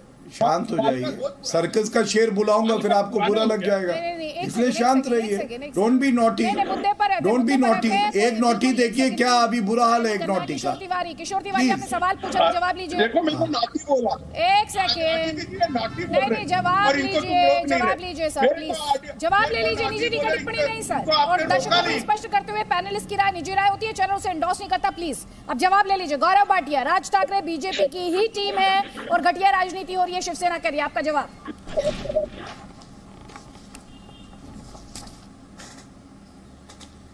देखिए ऐसा है, शिवसेना अब शिवसेना रही नहीं है। बाला साहब ठाकरे जी के जो सिद्धांत थे उसकी तिलांजलि कब की दे चुकी है उद्धव ठाकरे की शिवसेना। और घटिया राजनीति ये होती है, मैं आपको अदिति जी बताऊं, चुनाव विधानसभा के हमारे साथ प्री पोल अलायंस किया इन्होंने, लेकिन उसके बाद जाके मिल गए सोनिया माता से और एनसीपी से। तो आप बताइए क्या इन्होंने विश्वास नहीं तोड़ा जनता का? जिस जनता ने भाजपा और शिवसेना के लिए वोट किया था और आज उद्धव ठाकरे जो व्यक्ति बन गए हैं, बीच में मत बोलिए, अच्छा नहीं लगेगा प्लीज। देखिए मैं एक बात कह के अदिति जी अंत करूंगा। देखिए एक बात मैं कहूंगा, जो कभी हिंदू सम्मान की बात करती थी, आज वो जालीदार टोपी लगा के उद्धव ठाकरे घूम रहे हैं। उनमें इतनी हिम्मत नहीं है कि वो हिंदू अस्मिता का एक मुद्दा उठा दें। इनसे अभी पूछिए सीएए पे इनका क्या रुख है, इनसे पूछिए इनका क्या रुख है हिजाब पे, इनसे पूछिए रोहिंग्या पे क्या है। अभी ज्यादा बोल देंगे तो समर्थन वापस हो जाएगा, सरकार गिर जाएगी लड़खड़ा के। एक्शन नहीं लिए। बोलूं मैं, आपके सब मुद्दे खत्म हो गए। 370 खत्म हो गया, राम मंदिर खत्म हो गया, ये एनआरसी खत्म हो गया, हिजाब खत्म हो गया, अजान लेके आ गए। अरे कितने दिन, अरे तो ऐसे थोड़ी ना हुआ, हिम्मत चाहिए थी ना खत्म करने के लिए। आप तो कह रहे थे अनुच्छेद 370 नहीं हटना चाहिए, हमने हटाया। अरे नौकर शाह की राम मंदिर बना के किसने सहयोग किया सर्वोच्च न्यायालय का? भारतीय जनता पार्टी की वजह से राम मंदिर भव्य बन रहा है। आप तो बीच में खिसक लिए चूहे की तरह। क्या बात करते हो? ये एक देखो, तुम समाजवादी, अरे आप बताइए नकाब पे आपका क्या रुख है, यूनिफॉर्म सिविल कोड में आपका क्या रुख है बताइए। अरे भाई योगिया जी का डर लग जाएगा कि सोनिया माता डांट ना दे उद्धव ठाकरे। बात करते हो आप? आपसे मैंने सवाल पूछा, एक सवाल है मेरा एक सवाल है, एक सेकंड, मैं मुद्दे पर रहना चाहती हूं, मैं मुद्दे पर रहना चाहती हूं। सिर्फ वो इन्फॉर्मेशन लें प्लीज स्क्रीन पर।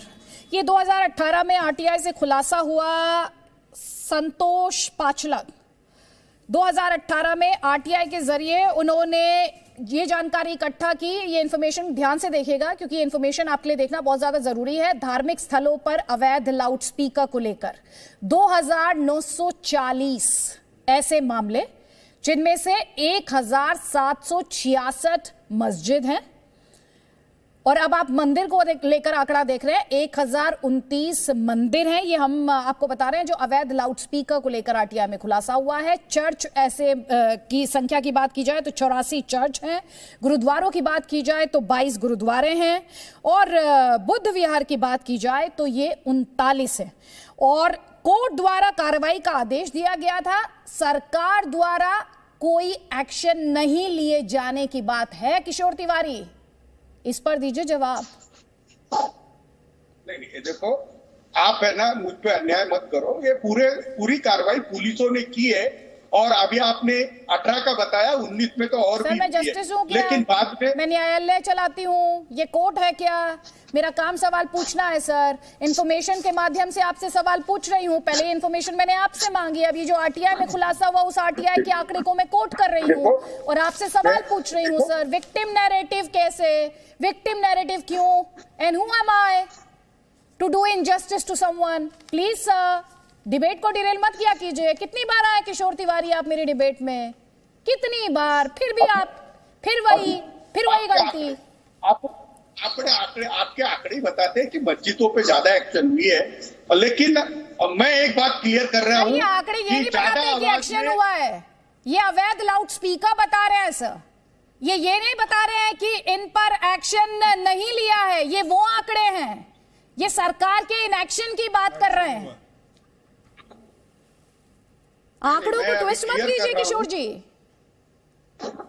देखो तो सही, आपको मैं क्लियर कर रहा हूं, आवाज से तकलीफ सबको होती है, आवाज का कोई धर्म नहीं होता। आवाज नीचे नहीं रखेंगे, उन पर मेरी सरकार कार्रवाई करेगी। मंदिर रहो, मस्जिद रहो, कार रहो, गिरजाघर रहो, ये मैं क्लियर कर रहा हूं। तो यही तो आरोप लग रहा है ना, आपने एक्शन नहीं लिया। ये जो 2018 की आरटीआई है जिसमें ये अवैध लाउडस्पीकर्स को लेकर ये आंकड़ा, ये डेटा सामने आया है, सरकार द्वारा एक्शन नहीं लिए जाने के आरोप तो लग रहे हैं। आप जवाब देने के बजाय, और आपने ही ये मौका दिया है सर। 2018 में बीजेपी की सरकार थी और देवेंद्र फडणवीस होम मिनिस्टर थे, उन्होंने काम नहीं किया। उसके बाद अरे उसके बाद तो और आप नहीं थे उस सरकार में। एक सेकेंड, आप नहीं थे उस सरकार में, आप नहीं थे उस सरकार में, आप नहीं थे। प्रश्न है, अभी तो हम सिर्फ मंदिर मस्जिद पे हैं। इस देश में शादियां होती हैं, डीजे नाइट्स होती हैं, एक सेकंड कभी फटे लाउड स्पीकर चलते हैं, दिनों दिन तक जश्न मनते हैं। अमीना जी तो जी हम यहाँ पर शादियां भी होती हैं, डीजे नाइट्स भी होती है, बहुत शोर मचता है। सिर्फ धर्म वाले ही नहीं गुनाहगार हैं। शादी के डीजे पर सियासत नहीं कर रहे हैं ना, पॉलिटिकल पार्टी शादी के डीजे पर सियासत नहीं कर रही है, पॉलिटिकल पार्टी मंदिर मस्जिद पर सियासत कर रही है। मैं इसलिए मैं उनसे सवाल पूछती हूँ, प्लीज मैम किशोर तिवारी से जवाब देने दीजिए प्लीज। दिवाली के दिन डीजे, किशोर तिवारी देखो जो भी डीजे बजाए कभी भी बजाए लोगों को बहुत दिक्कत होती है। अमीना जी की ये बात से मैं तारुफ रखता हूँ। लोग तंग आ चुके हैं और लोगों की भावनाओं की कदर करते हुए हम बंबई और महाराष्ट्र में आवाज कम करने के लिए सब धार्मिक नेताओं के कंसेंसस से डिसीजन लेंगे। और हमें अच्छा लगा कि महाराष्ट्र के मौलाना लोगों ने अपने मस्जिद के ऊपर 60 dB के ऊपर आवाज नहीं रखने की बात की है। मंदिरों से भी नहीं, आप कंसेंसस कब लेते हैं सर? कितने साल तो आपने शासन किया और आपकी सरकार के पास फिर अब टाइम कितने सालों का है? आप कंसेंसस ही लेते रहेंगे सर। एक तरफ कहते हैं कि सेंसिटिविटीज हर्ट होती है नॉइज से, फिर दूसरी तरफ कहते हैं हम धार्मिक जो रिलीजियस लीडर्स हैं उनकी कंसेंसस बनाएंगे, फिर आप एक्शन लेंगे। सर यही इसी इनएक्शन की बात की गई ना वो डेटा में जो अभी हम दिखा रहे थे आंकड़े थोड़ी देर पहले। अरे भाई कर्नाटक का सीएम भी यही बोल रहा है और होम मिनिस्टर यूपी के भी वही बोल रहे हैं। आप ऐसा मत करो, मेरी सरकार अभी और 3 साल रहने वाली है। सर देखिए अब आप सियासत ही कर रहे हैं, आप लगातार सियासत कर रहे हैं और इसी सियासत की बात मैं कर रही हूँ, इसी सियासत की मैं बात कर रही हूँ। आप इसमें कर रहे हैं मेरा राज्य तेरा राज्य, जबकि हम एक्शन की बात कर रहे हैं आपसे। सरकार पर कार्रवाई ना करने के जो आरोप लग रहे हैं उसकी बात कर रही हूं। अभी थोड़ी देर पहले आप कह रहे थे राज ठाकरे के साथ मिलकर बीजेपी राजनीति कर रही है। अब आपके राज्य को लेकर सवाल पूछा तो आप कह रहे हैं बीजेपी से पूछिए। बीजेपी से तो पूछ ही रहे हैं कि बीजेपी शासित राज्यों में क्या एक्शन लिया गया उनके द्वारा। गौरव भाटिया पहले आपका जवाब, उसके बाद मौलाना कादरी। नहीं सर प्लीज, सब पैनलिस्ट को मौका मिलना चाहिए। गौरव भाटिया उसके बाद मौलाना कादरी, प्लीज प्लीज।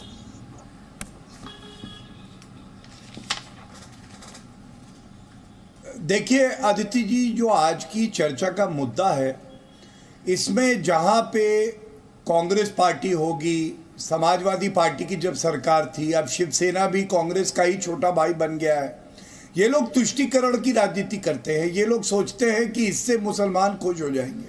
मैंने अभी जिक्र किया था, देखिए मेरे हाथ में है, ये राजस्थान में लिखा हुआ है, एक गवर्नमेंट ऑर्डर है, मैं पढ़ देता हूँ। ग्रीष्म ऋतु में रोजेदारों को परेशानी ना हो, इसको देखते हुए रमजान महीने में संपूर्ण मुस्लिम बाहुल्य क्षेत्र में कोई कटौती नहीं की जाए। अब बताइए, नवरात्रे भी चल रहे हैं और रमजान भी चल रहे हैं, यही भारत की खूबसूरती है। लेकिन सुनिश्चित किया जाए कि बिजली एक जगह पहुंचे, एक धर्म विशेष के लोगों को। और नववर्ष मना रहे थे हिंदू भाई, तो आप जानते हैं करौली में क्या हुआ, वहां पे पत्थरबाजी हुई और अशोक गहलोत दूसरी तरफ देखते रहे और उन्होंने कहा कि मोदी जी माफी मांगे, जबकि कानून व्यवस्था प्रदेश की जिम्मेदारी है। इसी तरह से जब भी हम प्रयास करते हैं कि सभी वर्ग सभी धर्म आगे बढ़े और संविधान के तहत चले, तो चाहे ट्रिपल तलाक को अपराध बनाना हो, चाहे रोहिंग्या को वापस भेजना हो, चाहे वो हिजाब की बात हो, कर्नाटका हाईकोर्ट का फैसला आए, ये लोग बाहर निकल जाते हैं, लोकतंत्र खतरे में है। ये बदलना होगा। कोई रोड नहीं रोकी जा सकती।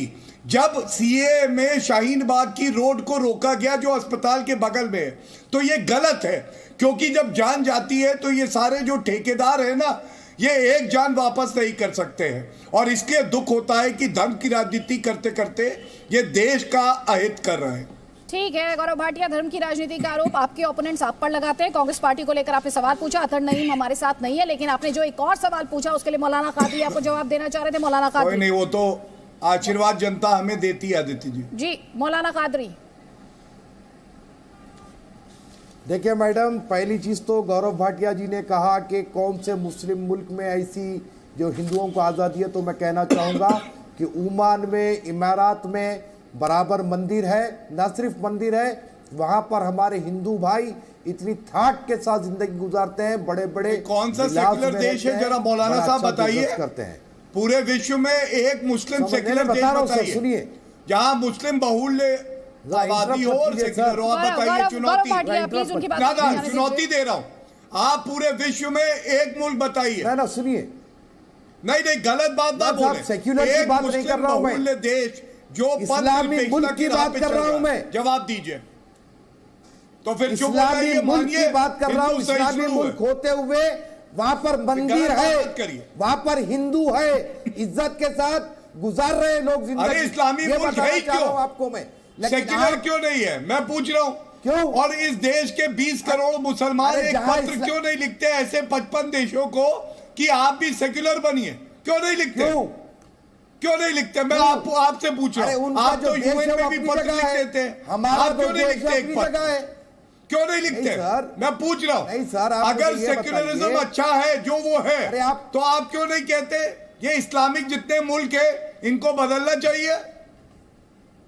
गलत बात है ना। मैं दूसरों के यहाँ देश पे के आप बारे में क्यों बात अल्पसंख्यक है करूंगा? तो सेक्युलरिज्म मुझे अच्छा क्या है, मतलब है? बहुसंख्यक है तो इस्लामिक मुल्क अच्छा देश है। की बात करूंगा। क्यों नहीं करेंगे? आपने कहा, इसलिए आपका अखलाक जवाब दिया। की हत्या हुई तो यूएन में चिट्ठी आप लोगों ने भेजी, हमने तो नहीं आपने लिखी। गलत जवाब हम दिया। नहीं चाहते आपको कि माफी हमारे मांगनी देश का चाहिए। मामला कहीं कोई बाहर ऐसा जाए। इस्लामिक मुल्क नहीं है हम कहीं नहीं जाते जहां पे मुस्लिम बहुल्य हो कहीं नहीं आबादी जाते। और वो पद निरपेक्ष हो। ये सच्चाई है और देखिए सच्चाई सर, कड़वी सुनिए है। आप मेरी बात, ये सच्चाई कड़वी है, इसको आपने आपको इस्लामी लेना मुल्क की पड़ेगा। बात की, मैंने आपको इस्लामी मुल्क की ये मिसाल हिंदू दी। ही है, ये बात तो बहुसंख्यक याद है, रखिए। लेकिन वो सबका लेकिन आदर करता है। ये सेक्युलर मुल्क है, ये हिंदुस्तान सेक्युलर मुल्क है। क्या? उसके बावजूद कभी हिजाब, कभी बिल्कुल है और रहेगा, स्पीकर, किसी बिल्कुल रहेगा। जय श्री राम बोल के कहता हूं सेक्युलर ही रहेगा। जय श्री राम बोल के कहता हूं सेक्युलर रहेगा। आप नहीं बोल पाएंगे ये बात। अरे आप बोलने से नहीं होगा, ये मुल्क सेक्युलर है और सेक्युलर ही रहेगा। और कैसे होगा? छोड़िए, क्यों? मिटाइए। ये हमारा इरादा दिखाता है, हमारी ईमानदारी दिखाता है। जब आप रोहिंग्या के लिए खड़े हो जाते हैं आजाद मैदान में, अमर ज्योति को खंडित करते हैं, वो शर्मनाक है। रोहिंग्या के लिए खड़े होते हैं, वो शर्मनाक है। रोहिंग्या आपके क्या लगते हैं? आप बताइए। सीए जब आया आपने प्रदर्शन किया, किस लिए किया? खड़े रहेंगे हम। बिल्कुल है, बिल्कुल आपका देश है, लेकिन ये आपका देश है तो आप सबका सम्मान करिए। यहाँ पे शरिया कानून नहीं चलेगा, यहाँ संविधान चलेगा। ये जान लीजिए, कान खोलिए और सुन लीजिए, यहाँ संविधान चलेगा। सर सुनिए, गौरव जी सुन लीजिए। तो अगर संविधान से चलेगा तो फिर हिजाब क्यों स्कूलों में? बताइए। ट्रिपल तलाक पे जब अपराध बना तो हुआ क्यों? गौरव भाटिया, फिर मीट के दुकानों को बंद मत कीजिए। नवरात्रि के वक्त मीट की दुकान क्यों बंद हुई अगर संविधान चल रहा है तो? सर अब आप मीट पर चले गए सर। मौलाना कादरी, क्या बोलूं मैडम? नहीं, रमजान में की जब बात कर रमजान में अगर मुस्लिम बहुल्य इलाके में सुअर को काटा जाए आप ले लेंगे? मैं पूछ रहा हूँ, एक सेकंड मैं पूछ रहा हूँ, रमजान के महीने में अगर मुस्लिम बहुल्य इलाके में सुअर काटा जाए आप ले लेंगे? बोलिए हाँ ले लेंगे। अभी बोलिए, अभी बोलिए। आप लोग कहाँ इस डिबेट को लेकर जा रहे हैं? एक सेकेंड नहीं मैडम, इस तरह की भाषा का इस्तेमाल नहीं। एक सेकेंड, ये देश संविधान से चलेगा, इसलिए किसी के मन में दुविधा हो ही नहीं सकती है। एक सेकेंड प्लीज। मौलाना कादरी, मुझे बताइए आप। क्या बताइए, पूछिए सवाल। संविधान में कहा लिखा हुआ है, संविधान में कि नवरात्रि के और मीट की दुकान बंद कर दी जाए? बताइए। फिर रमजान में दिन में होटलों को बंद कर दीजिए। आप अगर एक का ख्याल करें तो दूसरे का भी कीजिए। ये बात नहीं, संविधान में कहा लिखा है कि 4 बीवियां रखेंगे, हलाला करेंगे? संविधान में कहा लिखा है? बताइए। संविधान में तो लिखा है, सुनिए मेरी बात, मैंने आपसे एक प्रश्न पूछा, संविधान में कहा लिखा है कि 4 बीवियां रखेंगे, हलाला करेंगे? शोर को लेकर बात कर रही हूँ और आप इस डिस्कशन को किस दिशा में लेकर जा रहे हैं? और मौलाना कादरी, थोड़ी देर पहले तो आप गंगा जमुनी तहजीब की शान में कसीदे पढ़ रहे थे सर, फिर आप पूछने लग गए ये संविधान में कहां लिखा है, वो संविधान में कहां लिखा है सर? गौरव जी ने छेड़ा है बात को, तो नहीं सर प्लीज। आप तो गंगा जमुनी तहजीब की दुहाई दे रहे थे ना सर, गंगा जमुनी तहजीब की दुहाई। मैंने केवल संविधान की बात करी है। तो सिर्फ एक सवाल भर से वो तहजीब जो है आप उसे भूल जाते हैं, सिर्फ एक सवाल भर से। ना मैडम, सुनिए, मैं सामने वाले का आदर करता हूं, सामने वाले को चाहिए कि वो भी आदर करे। अगर वो टेढ़ी बात करेगा तो फिर जवाब भी टेढ़ा होगा। हम यही कह रहे हैं आपको। तो सर बस गंगा जमुनी तहजीब इतनी ही है, गंगा जमुनी तहजीब सिर्फ बातों में है। हम तो हर वक्त के लिए नहीं, ये आप जिस तरह से बातें कर रहे हैं, आप शायद ये भूल जाते हैं सारे पैनलिस्ट कि यहाँ पर आप अपने को पैनलिस्ट से ही बात नहीं कर रहे हैं, यहाँ आप सिर्फ एक मॉडरेटर से ही बात नहीं कर रहे हैं, आप दरअसल संवाद कर रहे हैं करोड़ों दर्शकों के साथ जो इस वक्त आपको इस प्लेटफॉर्म पर देख रहे हैं, इस मंच पर देख रहे हैं। बेशक आप भूल जाते हैं। बेशक हम सर, भाषा पर संयम, भावनाओं पर नियंत्रण बहुत ज्यादा जरूरी होता है। बहुत बहुत शुक्रिया, बहुत बहुत शुक्रिया इस डिस्कशन में शामिल होने के लिए। लेकिन बेहतर होता अगर ज्यादा डिस्कशन मुद्दों पर रहता। गौरव भाटिया, किशोर तिवारी, मौलाना कादरी और अमीना शेरवानी, बहुत बहुत शुक्रिया हमारे इस डिस्कशन में शामिल होने के लिए। और एक बार फिर से बात करते हैं हमारे पोल की। और हमने ये सवाल पूछा था कि किस तरह से जो लाउड स्पीकर्स को लेकर जो बड़ी बहस छिड़ी हुई है, क्या सभी धार्मिक स्थलों पर, धर्म स्थलों पर लाउड स्पीकर को बैन कर देना चाहिए। तो 97% लोगों की राय जो हमें रिस्पांस मिला, उसमें से 97% लोग ये कह रहे हैं कि सभी धर्म स्थलों पर लाउड स्पीकर को बैन कर दिया जाना चाहिए। ये जनता की राय है, जो रिस्पांस हमें मिले वो राय इस वक्त आप अपने स्क्रीन पर देख पा रहे हैं। आगे बढ़ेंगे इस वक्त की सूचना। प्रस्तुतकर्ता पतंजलि। शुद्ध उत्पाद अपनाएं, मिलावट के जहर से अपने मासूम बच्चों व परिवार को बचाएं। प्रायोजक Chandigarh university, many world's one stage. Amba Shakti SDTMT, largest plant of north India, world renowned technology. हर हिंदुस्तानी की शान ARB बेयरिंग्स, जोड़े सारा हिंदुस्तान। बड़े भैया को पहचानिए, original Agarwal packers and movers की पहचान बड़े भैया। agrwalpackers.in, DRS group. Prayag PTMT bath fittings and accessories, quality बेमिसाल। लिख के ले लो, जब वर्क फ्रॉम होम तो काहे का रेंट। कॉल करें 9300 300 300। Agarwal packers and movers limited. Energic 31 herbal immunity booster, थकान कमजोरी दूर करे, अनेक रोगों से बचाए। Energic 31 capsule. और वैक्सन्स होम्योपैथी की फॉर्मूला D, दाद और खुजली को जड़ से मिटाए। पाकिस्तान संसद भंग करने और अविश्वास प्रस्ताव के मामले में सुप्रीम कोर्ट में सुनवाई पूरी। रात 8 बजे सुनाया जाएगा फैसला।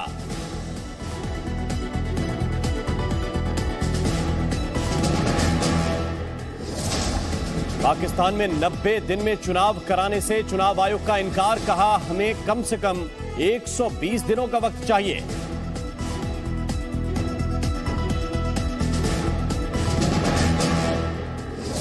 UNHRC से रूस के निलंबन पर आज मतदान। संयुक्त राष्ट्र महासभा में होगी वोटिंग। समर्थन में 2/3 वोट पड़े तो रूस होगा बाहर।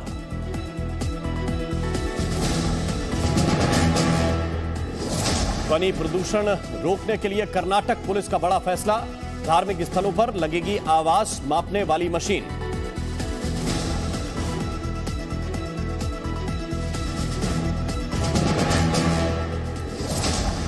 गोरखनाथ मंदिर पर हमले के आरोपी का नया वीडियो। CA और NRC से गुस्से में था मुर्तजा।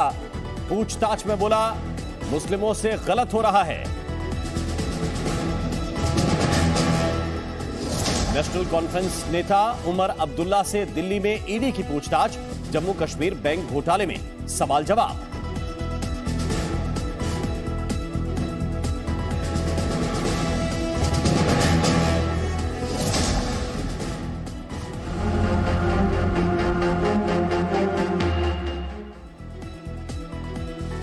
नमस्कार, स्वागत है आपका। आप देख रहे हैं जी न्यूज। आपके साथ में हूं राम मोहन शर्मा। यूक्रेन के बुचा शहर से बर्बरता की जिस तरह की तस्वीरें सामने आई हैं, उन तस्वीरों ने पूरी दुनिया को झकझोर कर रख दिया है। और इन तस्वीरों के सामने आने के बाद यूक्रेन गम और गुस्से में है और यूक्रेन के सैनिकों के सीने में बदले की आग धधक रही है। बदले की इसी आग ने यूक्रेन को ज़ेलेंस्की के बदलापुर में बदल दिया है। बदले की ये आग इस तरह धधक रही है कि अब यूक्रेन के सैनिकों को जहां भी रूस के सैनिक मिलते हैं, वहीं वो उन्हें मारने के लिए उतारू हो जाते हैं। नफरत की ये आग इतनी तेज है कि रूस के सैनिकों को मारने के बाद भी उनके साथ बर्बरता की जाने लगी है। और ये जो बदलापुर है, ये यूक्रेन में हालात किस तरह के बनाएगा, इसके बाद रूस की प्रतिक्रिया क्या होगी, क्योंकि बुचा के अंदर जो हुआ उससे तो रूस साफ इनकार करता रहा और अभी भी कर रहा है कि उनकी तरफ से, उनके सैनिकों की तरफ से यह बर्बरता नहीं की गई है। लेकिन उसका जो रिएक्शन यूक्रेन के सैनिक अब दिखा रहे हैं, रूस के सैनिकों के साथ जिस तरह की बर्बरता इस वक्त हो रही है, इसके बाद रूस का कदम क्या होता है, रूस का रिएक्शन किस तरह का होता है, यह भी बहुत महत्वपूर्ण है।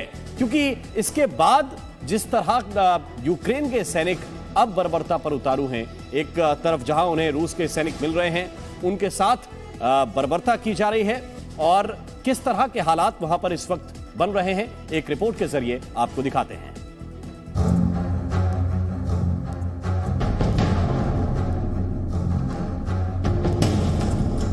यूक्रेन का मरघट बना बुचा, शवों के शहर में तब्दील हुआ बुचा। नरसंहार की तस्वीरों को देख दहल गई दुनिया। शहर दर शहर बमबारी और बर्बरता की जैसी तस्वीरें यूक्रेन के हर हिस्से से आईं। उससे दुनिया उबरी भी नहीं थी कि बुचा की भयावह तस्वीरों से हर किसी का कलेजा हलक में आ गया। बुचा में कहीं हाथ पांव बांधकर बेगुनाहों को नजदीक से मारी गई गोलियां, तो कहीं सिर और दूसरे अंग शरीर से अलग कर दिए गए। बुचा में रूस की सेना पर बेगुनाह लोगों को जिस तरह से मौत के घाट उतारने का आरोप लगा, उसे नरसंहार कहा जा रहा है। एक आंकड़े के मुताबिक कम से कम 300 लोगों को बुचा की सड़कों पर, गलियों में और घरों में मौत के घाट उतार दिया गया। बुचा की तस्वीर जैसे ही सामने आई, जी न्यूज की टीम मानवता की कत्लगाह बने इस शहर की हकीकत जानने के लिए जान जोखिम में डालकर ग्राउंड जीरो पर पहुंच गई। जी न्यूज ने यहाँ जो कुछ देखा, कैमरे की नजर से इसे देखने के बाद पूरी दुनिया सिहर उठी। रूस यूक्रेन में जंग जारी है, लेकिन अमानवता की जो तस्वीर देखने को मिल रही है बुचा से, वो रोंगटे खड़े कर देती है। तस्वीरें हम आपको दिखाने की कोशिश करेंगे।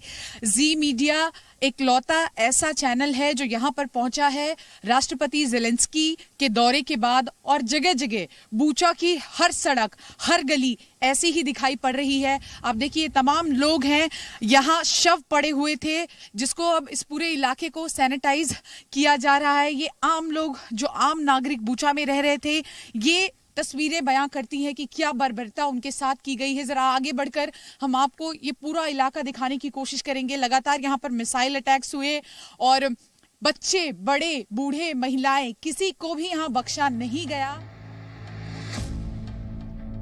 जाहिर है बुचा में मासूम लोगों पर चढ़े टैंक और तबाही की निशानियां रूसी सेना और चेचन लड़ाकों पर लगने वाले आरोपों की गवाही देती नजर आईं। ये ऐसी तस्वीर है जिसे देखकर किसी का भी पारा 7वें आसमान पर पहुंच सकता है। इसीलिए इन तस्वीरों के सामने आने के बाद यूक्रेन के राष्ट्रपति ज़ेलेंस्की सहित अमेरिका और मित्र देशों की तीखी प्रतिक्रिया की वजह समझी जा सकती है। इन तस्वीरों के सामने आने के बाद अमेरिका ने पुतिन को युद्ध अपराधी घोषित करने की मांग तो शुरू कर दी, लेकिन इन सब से यूक्रेन की सेना के सीने में दबा गुस्सा खत्म नहीं हुआ। बुचा की तस्वीरों से ये गुस्सा किस तरह धधक पड़ा, उससे जुड़ा एक वीडियो सामने आया है जिसे हम दिखा नहीं सकते। ये वीडियो बताता है कि ज़ेलेंस्की की सेना ने यूक्रेन में रूस की सेना से बदला लेना शुरू कर दिया है, यानी यूक्रेन अब ज़ेलेंस्की के बदलापुर में बदल गया है। ज़ेलेंस्की के बदलापुर की ये तस्वीरें सोशल मीडिया पर वायरल हो गई हैं। इस वीडियो में दिख रहा है कि यूक्रेनी सैनिकों के एक ग्रुप को पश्चिमी कीव में कुछ रशियन सैनिक मिल गए। एक रूसी सैनिक सड़क पर गिरा था जिसका सिर जैकेट से ढका था। यूक्रेन के सैनिक ने रूस के इस सैनिक को देखते ही गोली मार दी। गोली लगने के बावजूद जब रूस के सैनिक का शरीर हिलता दिखाई दिया तो उसे दोबारा गोली मार दी गई। इस वीडियो में कुछ दूरी पर एक और रशियन सैनिक का शव दिखाई पड़ा जिसमें सैनिक के हाथ बंधे हुए नजर आए। इस वीडियो में रशियन सैनिक की मौत पर यूक्रेन के सैनिक खुशी मनाते दिखाई दिए। यानी यूक्रेन के सैनिक अब बुचा का बदला लेने पर उतारू हो चुके हैं। बदले के लिए हिलोरे मारने की वजह भी कम खौफनाक नहीं है। बुचा में मानवता के कत्ल का जो नंगा नाच हुआ, उसकी चपेट में बच्चे, बुजुर्ग, युवा, महिलाएं सब आए और शहर का बड़ा हिस्सा कब्रिस्तान में बदल गया। शवों के मलबे में किसी का केवल पैर दिखाई दिया तो किसी का केवल हाथ। 43 दिनों से जारी रूस और यूक्रेन के बीच जंग कितनी भयानक हो चुकी है, बर्बादी की ये निशानियां देख इसका अंदाजा लगाया जा सकता है। जंग दो देशों के बीच जारी है, लेकिन इसका खामियाजा आम लोग भुगत रहे हैं। इस वक्त हमारी मौजूदगी यूक्रेन के बूचा में है और बूचा में जो नरसंहार हुआ है उसकी तस्वीरें विचलित करती हैं। एक तस्वीर इस वक्त हम आपको दिखाने की कोशिश करेंगे। बूचा शहर के बीचों बीच आप जहां भी चले जाइए, इसी तरह से डेड बॉडीज पड़ी हैं।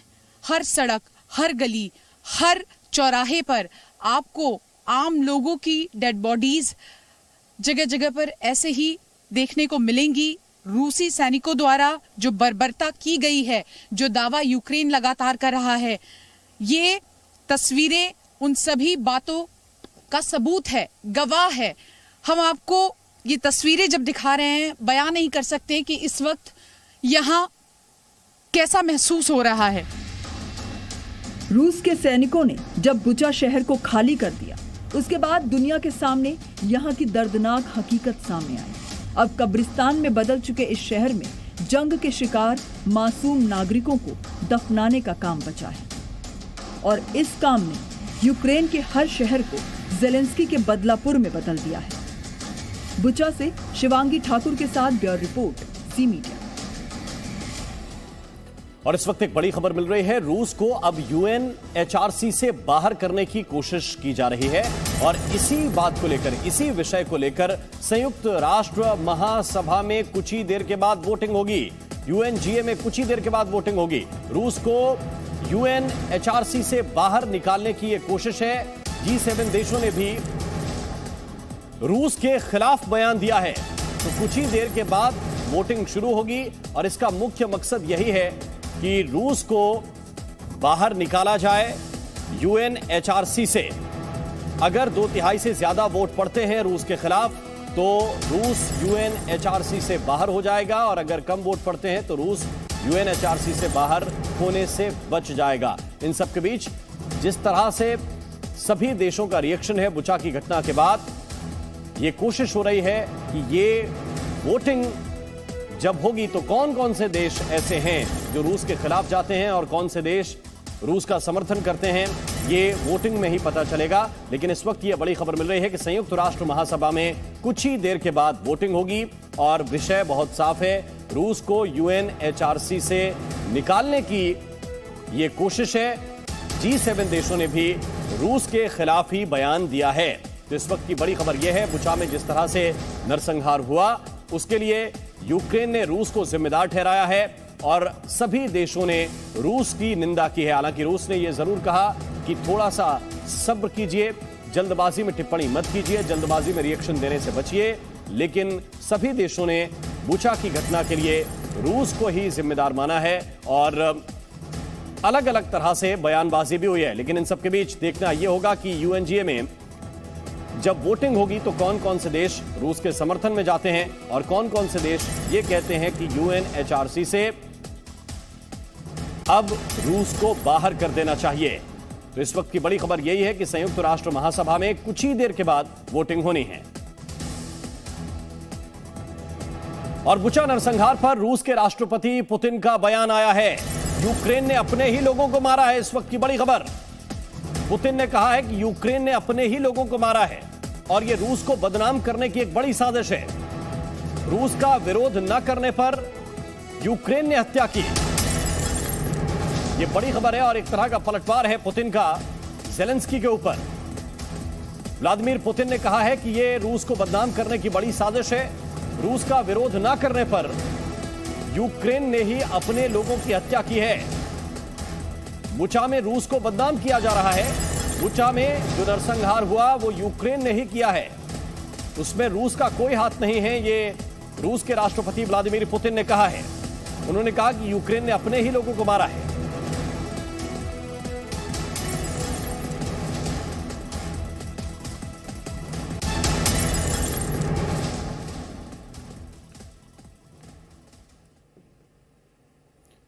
और बुचा में रूसी टैंकों को यूक्रेनी सेना ने नष्ट किया है। बुचा की सड़कें बर्बाद टैंकों से भरी पड़ी हैं। एक टैंक के भीतर रूसी सैनिक की बॉडी और रूसी सेना के खाने पीने का सामान भी मिला है। बुचा से ज़ी मीडिया संवाददाता शिवांगी ठाकुर की यह रिपोर्ट देखिए। यूक्रेन की सेना जब अपने इलाकों को रूसी सेना से छुड़ा रही थी, उस वक्त क्या मंजर था, क्या तस्वीरें थी, कैसे भिड़ंत हुई, उसकी एक अलग तस्वीर हम आपको यहां दिखाने की कोशिश करते हैं। देखिए, बूचा इरपिन का ये इलाका है। इरपिन से जब आप पास होंगे, बूचा की तरफ जाएंगे, एक सड़क ऐसी आती है जहां पर टैंक ही टैंक है और ये तमाम टैंक रूसी टैंक है। रूस की सेना ने इस पूरे इलाके पर कब्जा जमाया हुआ था। यूक्रेन की सेना के साथ भिड़ंत हुई। यूक्रेन की सेना ने इस पूरे इलाके को रूसी सेना के कब्जे से छुड़ाया और इस भिड़ंत में आप आगे तक देखिए, जितने भी टैंक्स हैं, ये सभी टैंक्स रूसी सेना के टैंक्स हैं। इन सभी को नष्ट किया गया है और लगातार कई दिनों तक यहाँ पर रूसी सेना तैनात थी। जहां तक आपकी नजरें जाएगी, कैमरा पैन करके हम आपको दिखाते हैं, वहां तक यही हालात हैं और कई टैंक्स इस पूरी सड़क पर ऐसे ही आगे तक मौजूद हैं, जिसको यूक्रेन की सेना ने नष्ट किया था।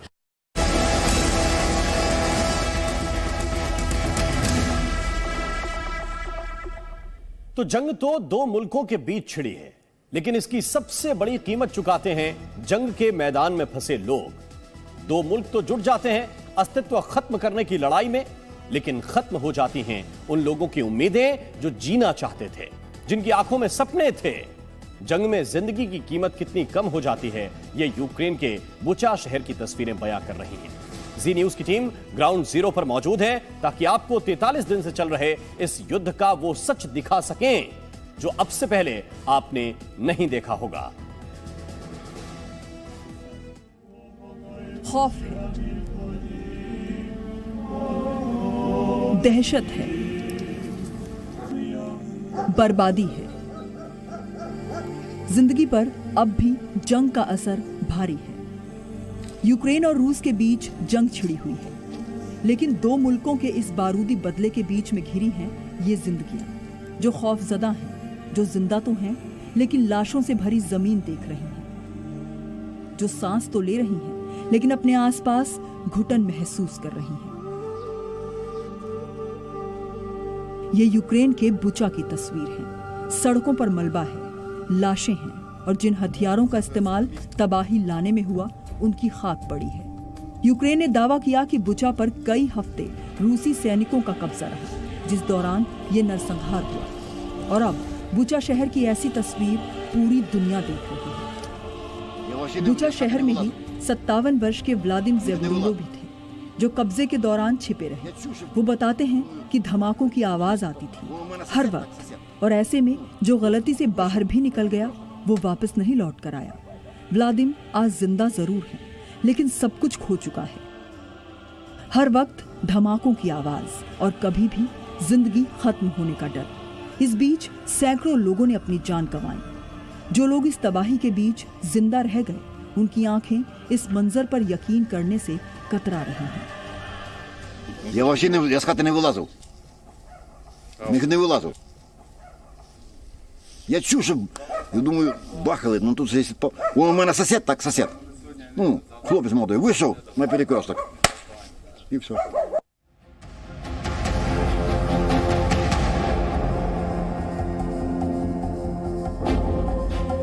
यूक्रेन का दावा है कि बुचा में रूसी सैनिकों ने ये बर्बरता की, मासूमों को मार डाला, टैंकों से लोगों को कुचल दिया।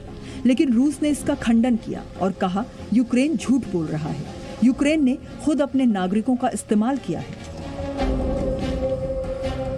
आरोप और प्रत्यारोपों के जो भी नतीजे निकले, मारे गए लोगों को वापस नहीं ला सकते।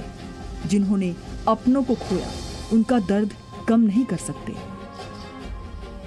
बुचा को पहले जैसा खुशनुमा नहीं कर सकते। अब यहाँ मातम है। बुचा में चर्च के प्रमुख मारे गए लोगों की आत्मा की शांति के लिए प्रार्थना कर रहे हैं। शहर में हर तरफ शव बिखरे पड़े हैं। न जाने कितने शव ऐसे हैं जिनकी कोई पहचान नहीं। कई जगह पर शवों को सामूहिक रूप से दफनाया जा रहा है। हाल ये है कि कब हमला हो जाए किसी को नहीं पता। इसीलिए प्रार्थना भी संगीनों के साए में हो रही है।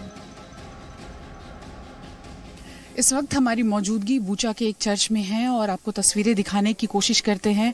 यहाँ चर्च में ही जो आम लोग हैं उनको दफनाया जा रहा है और इस वक्त यूक्रेन के जितने भी चर्च हैं उनके जो हेड हैं वो यहाँ पर आखिरी समय में जिन लोगों को यहाँ पर मौत के घाट उतारा गया, जिनकी डेड बॉडीज़ को यहाँ पर दफनाया जा रहा है, एक आखिरी प्रार्थना करने के लिए यहाँ ये पहुँचे हुए हैं और ये प्रार्थना लगातार यहाँ जारी है और कोशिश की जा रही है कि जिन लोगों की इस घटना में मौत हुई है उनकी आत्मा को शांति मिले और जो बर्बरता यहाँ की गई है उन सभी गुनहगारों को सजा दी जाए।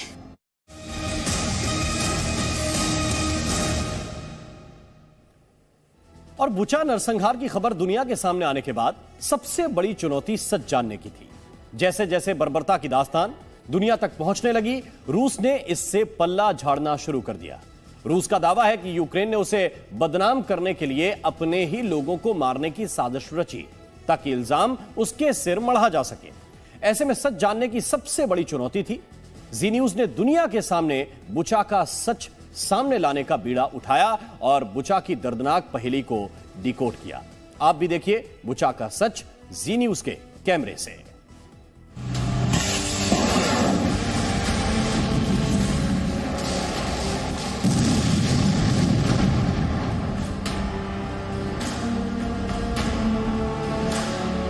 सड़कों पर जहां तहां पड़े शव और बिखरे सामान, विलाप करती इंसानियत की जिन तस्वीरों ने दुनिया को झकझोर दिया, उसके बारे में दुनिया को जंग के शुरुआती 40 दिनों तक भनक नहीं लगी। लेकिन जैसे ही बुचा शहर से रूस की सेना लौटी और यूक्रेन के सैनिक दोबारा उस शहर में पहुंचे, वहां की हकीकत देखकर दुनिया हिल गई। बुचा की हकीकत जानने के बाद यहां मची तबाही की असलियत को डिकोड करने जी न्यूज की टीम ग्राउंड जीरो पर पहुंची।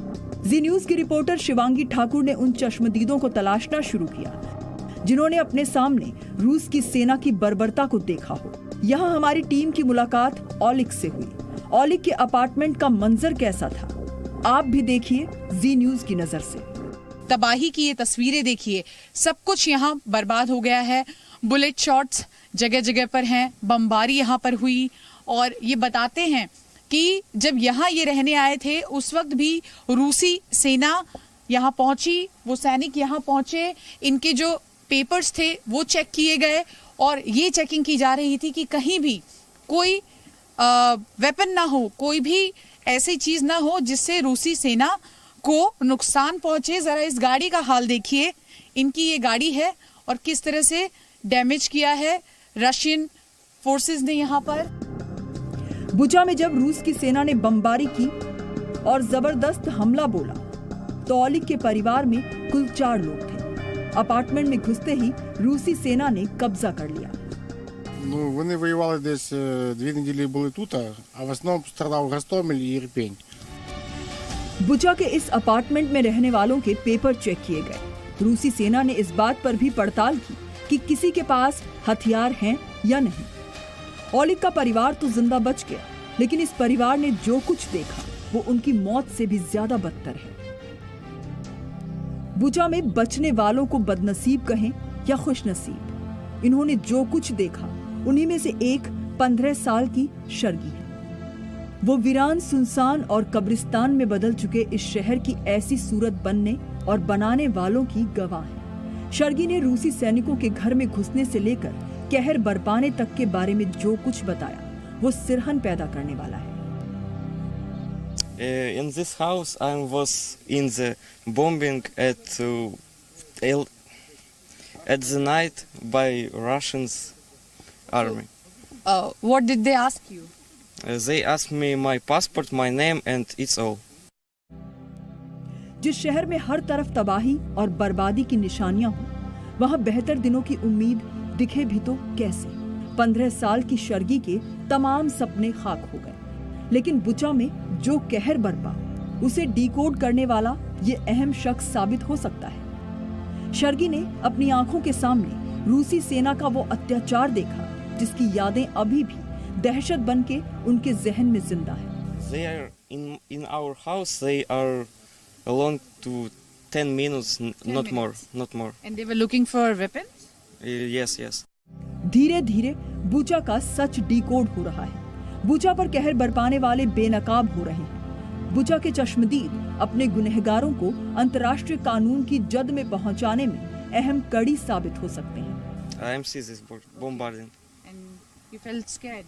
I am feel scared. Yes. You are still scared? Yes. लेकिन फिलहाल तो बुचा के घाव यूक्रेन को पलटवार करने की ताकत दे रहा है। यही वजह है कि बुचा में रूस और यूक्रेन के टैंकों के बीच भीषण जंग देखने को मिली।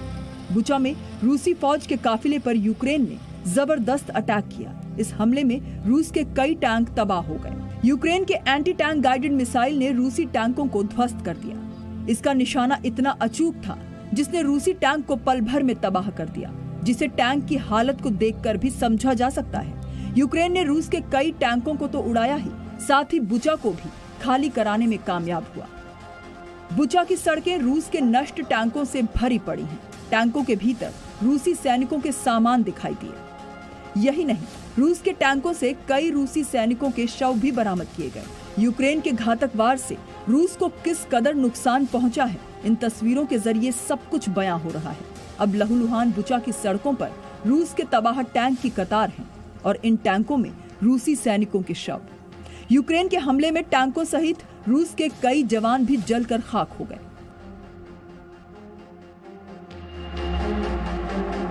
ये तमाम टैंक रूसी टैंक है। रूस की सेना ने इस पूरे इलाके पर कब्जा जमाया हुआ था। यूक्रेन की सेना के साथ भिड़ंत हुई। यूक्रेन की सेना ने इस पूरे इलाके को रूसी सेना के कब्जे से छुड़ाया और इस भिड़ंत में आप आगे तक देखिए, जितने भी टैंक्स हैं, ये सभी टैंक्स रूसी सेना के टैंक्स हैं। इन सभी को नष्ट किया गया है और लगातार कई दिनों तक यहाँ पर रूसी सेना तैनात थी। जहां तक आपकी नजरें जाएगी, कैमरा पैन करके हम आपको दिखाते हैं, वहां तक यही हालात हैं और कई टैंक्स इस पूरी सड़क पर ऐसे ही आगे तक मौजूद हैं, जिसको यूक्रेन की सेना ने नष्ट किया था जब भिड़ंत हुई थी दोनों ही सेनाओं के बीच। बुचा से शिवांगी ठाकुर के साथ ब्यूरो रिपोर्ट, जी मीडिया। और यहां वक्त एक छोटे से ब्रेक का, आप देखते रहिए जी न्यूज।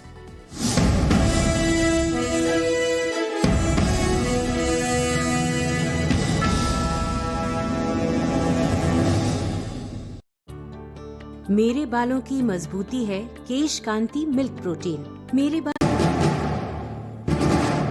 अविश्वास प्रस्ताव पर विपक्ष की याचिका पर आज फैसला सुना सकता है पाकिस्तान का सुप्रीम कोर्ट। इमरान खान ने अपने खिलाफ हुई विदेशी साजिश की जांच के लिए सुप्रीम कोर्ट में दायर की है याचिका। इमरान खान की तरफ से पाकिस्तान सुप्रीम कोर्ट में दाखिल की गई एक याचिका। इमरान ने कहा कि उनकी सरकार गिराने के पीछे विदेशी साजिश है और सुप्रीम कोर्ट इस पूरे मामले की जांच जरूर करवाए। सुप्रीम कोर्ट में इमरान खान की तरफ से दाखिल याचिका पर बिलावल भुट्टो जरदारी ने उठाए सवाल। कहा कुछ दिन के लिए प्रधानमंत्री बनाए रखने के लिए इमरान खान को सुप्रीम कोर्ट का रुख किया है। कोर्ट के फैसले के बाद हम अगला फैसला ले लेंगे।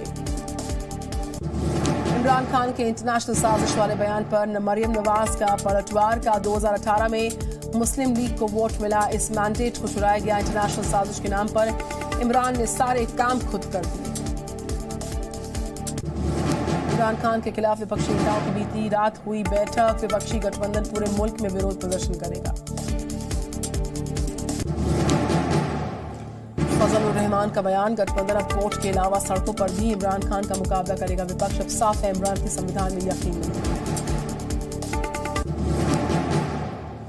पाकिस्तान के राष्ट्रपति आरिफ अलवी ने चुनाव आयोग से नए चुनाव की तारीखों का ऐलान करने को कहा। राष्ट्रपति ने चुनाव आयोग को चिट्ठी लिखकर कहा कि 90 दिन के भीतर चुनाव हो जाए। पाकिस्तान में पीटीआई की तरफ से किया गया ट्वीट, हमारे आंतरिक मामलों में किसी को दखल देने की जरूरत नहीं। पाकिस्तान के पंजाब में नया संवैधानिक संकट खड़ा हुआ। इमरान खान की पार्टी तहरीक इंसाफ ने अपनी डिप्टी स्पीकर मोहम्मद मजारी के खिलाफ पंजाब विधानसभा में अविश्वास प्रस्ताव पेश कर दिया।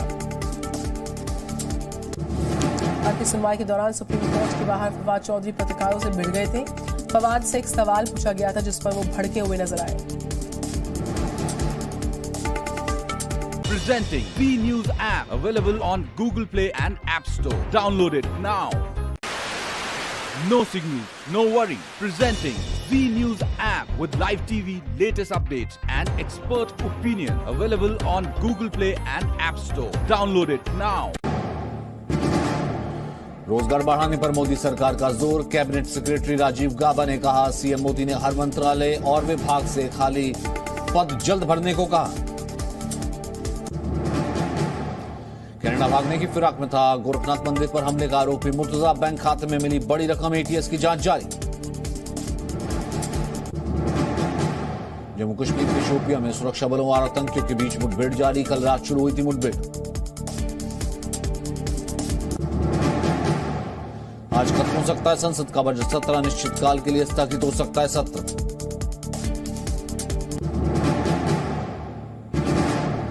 विश्व स्वास्थ्य दिवस पर दिल्ली के लाल किला पर योग उत्सव का आयोजन। आयुष मंत्रालय की तरफ से आयोजित कार्यक्रम में लोकसभा स्पीकर और केंद्रीय मंत्री मौजूद।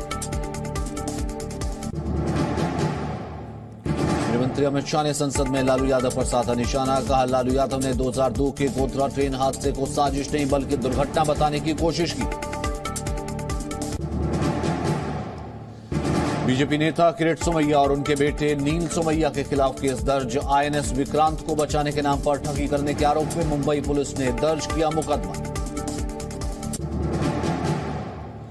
आईपीएस रश्मि शुक्ला मामले में मुंबई पुलिस ने आज एनसीपी नेता एकनाथ खड़से का बयान दर्ज करने के लिए बुलाया। सुबह 11 बजे मुंबई के कोलाबा पुलिस स्टेशन में बयान दर्ज कराने पहुंचे एकनाथ खड़से।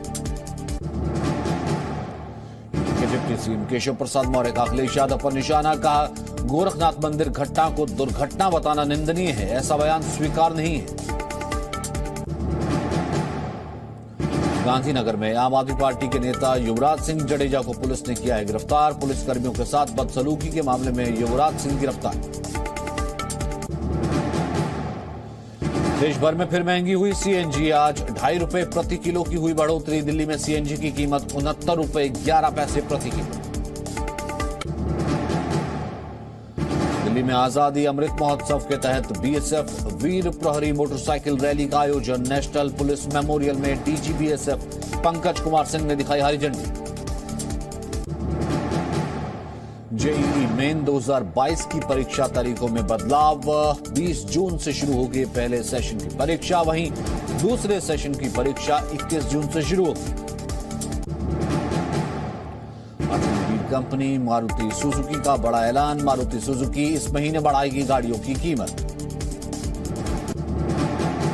राजधानी दिल्ली में सोने चांदी की कीमतें बढ़ी। सोने की कीमत में 58 रुपए की बढ़ोतरी। नवरात्र का आज छठा दिन। मंदिरों में दिखाई गई भक्तों की लंबी लंबी कतारें। जम्मू कश्मीर के राजौरी स्थित मुगल रोड 3 महीने बाद खोला गया। भारी बर्फबारी के कारण जनवरी में बंद किया गया था। अविश्वास प्रस्ताव पर विपक्ष की याचिका पर सुप्रीम कोर्ट में सुनवाई शुरू। इमरान खान ने अपने खिलाफ विदेशी साजिश की जांच के लिए सुप्रीम कोर्ट में दायर की याचिका। यूक्रेन जंग का 43वां दिन। यूक्रेन के रूसी सेना के हवाई हमले जारी। कई शहरों में भारी तबाही। ओनिक्स मिसाइल से रूस का हमला। 2 मिसाइलों से हमला किया गया। यूक्रेन के सैन्य ठिकानों को निशाना बनाया गया।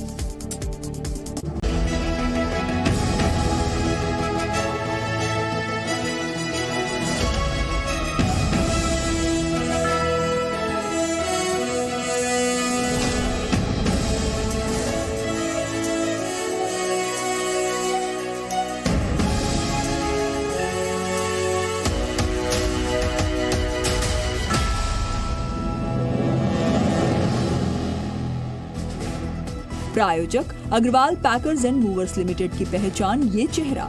For shifting call 9300 300 300। स्ट्रॉन्ग मतलब मैथन। मैथन स्टील निर्माण का मानदंड। फूलों के पराग और प्रकृति के सैकड़ों पोषक तत्वों से भरपूर पतंजलि हनी। बड़े भैया को पहचानिए। Original Agarwal packers and movers की पहचान बड़े भैया। अग्रवाल पैकर्स.in DRS ग्रुप। स्वीटी शाही खजूर बेहतर नहीं, बेहतरीन स्वाद। एपिस खजूर, रमजान के इस महीने रखें अपनी सेहत का साथ। एपिस खजूर और Steris health care private limited deals in quality medicine. Steris, quality that you can trust. नमस्कार, स्वागत है आपका। आप देख रहे हैं जी न्यूज, आपके साथ में हुराम मोहन शर्मा। पाकिस्तान की सियासत में आज बड़ा दिन है। पाकिस्तानी सुप्रीम कोर्ट अब से करीब 1.5 घंटे के बाद संसद भंग करने और अविश्वास प्रस्ताव के मामले पर फैसला सुनाने वाला है। आइए आपको दिखाते हैं देश भर के साथ साथ पाकिस्तान से जुड़ी बड़ी खबरें। पाकिस्तान संसद भंग करने और अविश्वास प्रस्ताव के मामले में सुप्रीम कोर्ट में सुनवाई पूरी। रात 8 बजे सुनाया जाएगा फैसला। पाकिस्तानी मीडिया के हवाले से खबर। पाकिस्तान सुप्रीम कोर्ट के चीफ जस्टिस ने कहा, यह बात साफ है कि डिप्टी स्पीकर की रूलिंग गलत है। विपक्ष भी स्थिरता चाहता है। पाकिस्तान में चुनाव पर इलेक्शन कमीशन ऑफ पाकिस्तान का बयान। कहा, अक्टूबर में मुमकिन है चुनाव। तैयारी के लिए कम से कम 4 महीने चाहिए। शहबाज शरीफ का इमरान खान पर बड़ा हमला। कहा, इमरान ने पाकिस्तान को बर्बाद किया। हिटलर से कम नहीं है इमरान खान। पाकिस्तान में चल रहे सियासी संकट के मुद्दे पर भारतीय विदेश मंत्रालय का बयान। यह पाकिस्तान का अंदरूनी मामला है, हम बस नजर बनाए हुए हैं।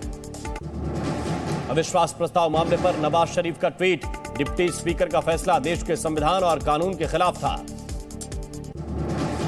बीरभूम हिंसा मामले में मुंबई से 4 लोग गिरफ्तार हुए। इससे पहले सीबीआई ने कलकत्ता हाईकोर्ट को जांच रिपोर्ट सौंपी। कलकत्ता हाईकोर्ट ने सीबीआई को दी थी हिंसा मामले की जांच की जिम्मेदारी। कनाडा भागने की फिराक में था गोरखनाथ मंदिर पर हमले का आरोपी मुर्तजा।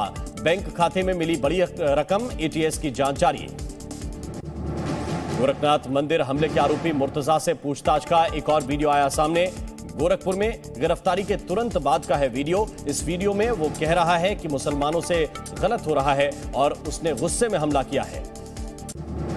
गोरखनाथ मंदिर हमले के आरोपी मुर्तजा पर एडीजी प्रशांत कुमार का बयान। मुर्तजा के वीडियो की हो रही है जांच। मुर्तजा से एटीएस की पूछताछ जारी है। यूपी के डिप्टी सीएम केशव प्रसाद मौर्य का अखिलेश यादव पर निशाना। कहा, गोरखनाथ मंदिर घटना को दुर्घटना बताना निंदनीय है। ऐसा बयान स्वीकारा नहीं जा सकता। लखनऊ में बढ़ाई गई सीएम आवास की सुरक्षा। यूपी पुलिस के साथ अब सीआरपीएफ जवानों की भी तैनाती। बरेली में विकास प्राधिकरण की बड़ी कार्रवाई। समाजवादी पार्टी विधायक सैजुल इस्लाम के अवैध पेट्रोल पंप को ध्वस्त किया। 4 जेसीबी मशीनों की मदद से गिराया पेट्रोल पंप। आगरा में अवैध कॉलोनी पर चला बुलडोजर। आगरा प्रशासन के अधिकारियों की मौजूदगी में अवैध कॉलोनी पर चला बुलडोजर। केशव कुंज नाम से बनाई जा रही थी अवैध कॉलोनी। दिल्ली में ईडी ने नेशनल कॉन्फ्रेंस नेता उमर अब्दुल्ला से पूछताछ की। जम्मू कश्मीर क्रिकेट एसोसिएशन के फंड में हुए घोटाले के मामले में उमर अब्दुल्ला से सवाल जवाब किए। अजान पर समाजवादी पार्टी के सांसद शफीकुर रहमान का बयान। शफीकुर रहमान ने कहा, 3-4 मिनट की अजान से प्रदूषण नहीं फैलता। बीजेपी नेता किरीट सोमैया और उनके बेटे नील सोमैया के खिलाफ केस दर्ज। आईएनएस विक्रांत को बचाने के नाम पर ठगी करने के आरोप में मुंबई पुलिस ने दर्ज किया मुकदमा। शिवसेना नेता संजय राउत ने किरीट सोमैया पर जमकर साधा निशाना। कहा, किरीट सोमैया और उनके बेटे नील सोमैया के घोटाले बाहर आ गए हैं। आईएनएस विक्रांत के मामले में देश प्रेम को बाजार में नीलाम किया गया। आईपीएस रश्मि शुक्ला मामले में बयान दर्ज कराने कोलोबा पुलिस स्टेशन पहुंचे एकनाथ खड़से। फोन टेपिंग मामले में मुंबई पुलिस ने दर्ज किया खड़से का बयान। गांधीनगर में आम आदमी पार्टी के नेता युवराज सिंह जडेजा को पुलिस ने किया गिरफ्तार। पुलिसकर्मी के साथ बदसलूकी के मामले में युवराज सिंह गिरफ्तार। असम के तिनसुकिया में रुई के गोदाम में आग लगी। कई घंटों की कड़ी मशक्कत के बाद आग पर काबू पाया गया। आज खत्म हुआ संसद का बजट सत्र। अनिश्चित काल के लिए स्थगित हुई राज्यसभा और लोकसभा। रोजगार बढ़ाने पर मोदी सरकार का जोर। कैबिनेट सेक्रेटरी राजीव गाबा ने कहा, पीएम मोदी ने हर मंत्रालय और विभाग से खाली पद जल्द भरने को कहा है। देश भर में फिर महंगी हुई सीएनजी। आज 2.5 रुपए प्रति किलो की बढ़ोतरी हुई। दिल्ली में सीएनजी की कीमत 69 रुपए 11 पैसे प्रति किलो हुई। जम्मू कश्मीर के श्रीनगर में बढ़ती महंगाई के खिलाफ कांग्रेस का प्रदर्शन, केंद्र को ठहराया बढ़ती महंगाई के लिए जिम्मेदार, कहा चुनाव खत्म होने के बाद कीमतें बढ़ाती है केंद्र सरकार। एसजीपीसी से पंजाब के मुख्यमंत्री भगवंत मान ने अपील की, नई तकनीक से लैस किया जाए दरबार साहिब, गुरबाणी के प्रचार प्रसार के लिए सारा खर्च उठाएगी पंजाब सरकार। दिल्ली के उप मुख्यमंत्री मनीष सिसोदिया ने बीजेपी पर करारा हमला बोला, कहा बीजेपी ने जनता के 4.5 साल खराब कर दिए, बीजेपी को जनता से माफी मांगनी चाहिए। गृह मंत्री अमित शाह ने संसद में लालू यादव पर निशाना साधा, कहा लालू यादव ने 2002 के गोधरा ट्रेन हादसे को साजिश नहीं बल्कि दुर्घटना बताने की कोशिश की। यूपी में अयोध्या अंतर्राष्ट्रीय एयरपोर्ट के लीज एग्रीमेंट पर मोहर लगी, सीएम योगी आदित्यनाथ की मौजूदगी में यूपी सरकार और एयरपोर्ट्स अथॉरिटी ऑफ इंडिया के बीच करार हुआ। विश्व स्वास्थ्य दिवस पर दिल्ली के लाल किला पर योग उत्सव का आयोजन, आयुष मंत्रालय की तरफ से आयोजित कार्यक्रम में लोकसभा स्पीकर और केंद्रीय मंत्री मौजूद रहे। दिल्ली में आजादी अमृत महोत्सव के तहत बीएसएफ वीर प्रहरी मोटरसाइकिल रैली का आयोजन, नेशनल पुलिस मेमोरियल में डीजी बीएसएफ पंकज कुमार सिंह ने दिखाई हरी झंडी। ध्वनि प्रदूषण रोकने के लिए कर्नाटक पुलिस ने बड़ा फैसला लिया, नए फैसले के मुताबिक अब धार्मिक स्थलों पर लगेगी आवाज मापने वाली मशीन।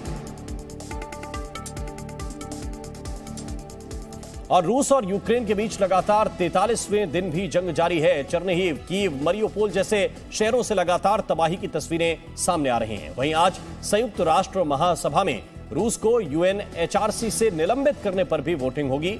अब आपको दिखाते हैं रूस यूक्रेन युद्ध से जुड़ी बड़ी खबरें। यूक्रेन के रक्षा मंत्रालय ने नया वीडियो जारी किया। वीडियो में बोरोदेंका इलाके में तबाही दिखाई दे रही है, कई रिहायशी इमारतों को भी निशाना बनाया गया। रूस के यूक्रेन पर ताबड़तोड़ हमले जारी, यूक्रेन पर मिसाइल सिस्टम से किया जोरदार हमला, यूक्रेन के सैन्य ठिकानों को निशाना बनाया। यूक्रेन की सेना का दावा, यूक्रेन के खरसोन इलाके में यूक्रेन की सेना ने विरोधी सैनिकों को मात दी जो खरसोन में गोलाबारी करने की तैयारी कर रहे थे। मरियोपोल के बंदरगाह में यूक्रेन के एक नौसैनिक पोत में आग लगी, निजी कंपनी ने जारी की सैटेलाइट तस्वीरें। एथेंस में जेलेंस्की ने ग्रीस की संसद को संबोधित किया। अपने संबोधन में जेलेंस्की ने पश्चिमी देशों से रूस के खिलाफ कड़े कदम उठाने की अपील की, साथ ही अंतर्राष्ट्रीय वित्त प्रणाली से रूसी बैंकों को बाहर करने की भी अपील की।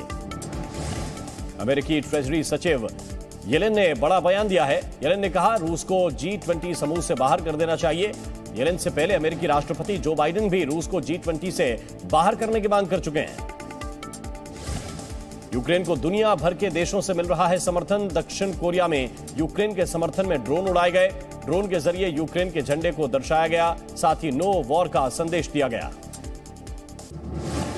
रूस के यूक्रेन पर हमले लगातार जारी, रूस के रक्षा मंत्रालय ने नया वीडियो जारी किया। रूसी सेना टैंकों से यूक्रेनी सेना पर निशाना साध रही है। यूक्रेनी रक्षा मंत्रालय ने जारी किया नया वीडियो, तबाही और धमाके की तस्वीरें सामने आईं। यूक्रेन के डिप्टी प्रधानमंत्री ने जताई चिंता, कहा खार्किव में लोगों में दहशत है, साथ ही लोगों को जल्द से जल्द खार्किव छोड़ने की सलाह भी दी। चर्निहिव के मेयर का बयान, कहा अब तक 3 लाख से ज्यादा लोगों ने छोड़ा चर्निहिव, सैकड़ों लोगों की मौत हुई है। यूक्रेन के रक्षा मंत्रालय का बड़ा दावा, रूस के 18,900 सैनिक मारे गए, साथ ही 698 टैंक तबाह किए। यूक्रेन ने रूस के 1,891 मिलिट्री वाहन, 108 unit multiple rocket launch system भी तबाह किए। यूक्रेनी रक्षा मंत्रालय ने दी जानकारी। रूस से जंग की मार झेल रहे मरियोपोल पोर्ट की तस्वीरें आई सामने। पोर्ट दिखा सूना, बिना नावों के दिखा पोर्ट। रूस के रक्षा मंत्रालय का दावा, यूक्रेन के 125 एयरक्राफ्ट, 93 हेलीकॉप्टर तबाह किए, साथ ही 413 हवाई वाहन भी तबाह किए। रूस के रक्षा मंत्रालय ने यूक्रेन के 227 एंटी एयरक्राफ्ट मिसाइल सिस्टम तबाह करने का दावा किया। 1897 यूनिट स्पेशल मिलिट्री वाहन भी तबाह किए। खरसोन में यूक्रेन का पलटवार, रूस के सैन्य सामानों पर किया हमला, रूस की आर्टिलरी यूनिट को निशाना बनाया। रूस ने यूक्रेन के 5 ड्रोन, 4 तेल डिपो तबाह किए। साथ ही 29 यूक्रेनियन मिलिट्री सिस्टम पर किया हमला। रूस के रक्षा मंत्रालय ने दी जानकारी। रूस और यूक्रेन के बीच युद्ध 43वें दिन भी जारी। मरियुपोल समेत कई शहरों पर रूस के हमले। नेटो चीफ ने कहा, युद्ध लंबा खिंचेगा, हमें तैयार रहना होगा। यूक्रेन पर ओनिक्स मिसाइल से रूस का हमला। 2 मिसाइलों से हमला किया। यूक्रेन के सैन्य ठिकानों को निशाना बनाया। रूस की ओर से यूक्रेन पर दागे गए rocket. Multiple rocket launch system grid से यूक्रेनी सैन्य ठिकानों पर जोरदार हमला किया। अमेरिकी रक्षा मंत्रालय पेंटागन ने कहा, रूस से यूक्रेन निश्चित तौर पर जीत सकता है युद्ध। जीत के सबूत हर दिन दिखाई दे रहे हैं। अमेरिका की रूस पर बड़ी कार्रवाई। अमेरिका ने पुतिन की बेटियों पर प्रतिबंध लगाया। रूस के कई बड़े अधिकारियों पर भी प्रतिबंध लगाए। पुतिन के परिवार के सदस्यों की संपत्ति फ्रीज होगी। यूरोपीय देशों पर यूक्रेन के राष्ट्रपति का बयान। कहा, रूसी तेल पर जल्द प्रतिबंध लगाएं। रूसी तेल पर बैन में देरी जान पर भारी है। अमेरिकी सीनेटर ने बुचा नरसंहार निंदा पर भारत के रुख की तारीफ की। रिपब्लिकन पार्टी के सांसद ने सराहना की। भारत ने बुचा नरसंहार की स्वतंत्र जांच की मांग की थी। मरियुपोल के मेयर का बड़ा दावा। कहा, मरियुपोल में 5000 नागरिक मारे गए। नागरिकों पर रूसी सेना ने हमले किए। बुचा नरसंहार पर रूस के राष्ट्रपति पुतिन का बयान। कहा, यूक्रेन ने अपने ही लोगों को मारा है। रूस को बदनाम करने की है साजिश। यूक्रेन से लोगों का पलायन जारी। यूक्रेनी शरणार्थी अमेरिका मेक्सिको बॉर्डर पर दिखे। और इन सबके बीच एक बड़ी खबर मिल रही है। 2 दिन के दौरे पर अमेरिका जाएंगे विदेश मंत्री एस जयशंकर। रक्षा मंत्री राजनाथ सिंह भी अमेरिका जाएंगे। 11-12 अप्रैल ये तारीख भी निर्धारित हो गई है। 11 और 12 अप्रैल को अमेरिका जाएंगे विदेश मंत्री एस जयशंकर और रक्षा मंत्री राजनाथ सिंह। सुरक्षा समेत कई मुद्दों पर चर्चा होगी। रूस यूक्रेन युद्ध के बीच ये दौरा काफी अहम, काफी महत्वपूर्ण माना जा रहा है। इस वक्त की बड़ी खबर आपको बता रहे हैं। रक्षा मंत्री भी अमेरिका जाएंगे। विदेश मंत्री भी अमेरिका का दौरा करने के लिए जाएंगे। 2 दिनों का ये दौरा होगा। 11 और 12 अप्रैल को अमेरिका में रहेंगे एस जयशंकर और राजनाथ सिंह। रूस और यूक्रेन के बीच युद्ध जारी है। इन सब के बीच एक तरफ रूस का स्टैंड है, दूसरी तरफ अमेरिका का स्टैंड है। भारत का रुख और भारत की विदेश नीति किस तरह की होनी चाहिए, इसको लेकर रक्षा मंत्री राजनाथ सिंह को भी आपने पहले सुना होगा और विदेश मंत्री एस जयशंकर भी बहुत स्पष्टता के साथ भारत की नीति की बात करते आए हैं। अब अमेरिका का दौरा है। दोनों एस जयशंकर और राजनाथ सिंह यानी कि विदेश मंत्री और रक्षा मंत्री एक साथ अमेरिका का दौरा करने जा रहे हैं। 2 दिनों का यह दौरा काफी अहम है। और यहां वक्त एक छोटे से ब्रेक का, हम तुरंत हाजिर होते हैं।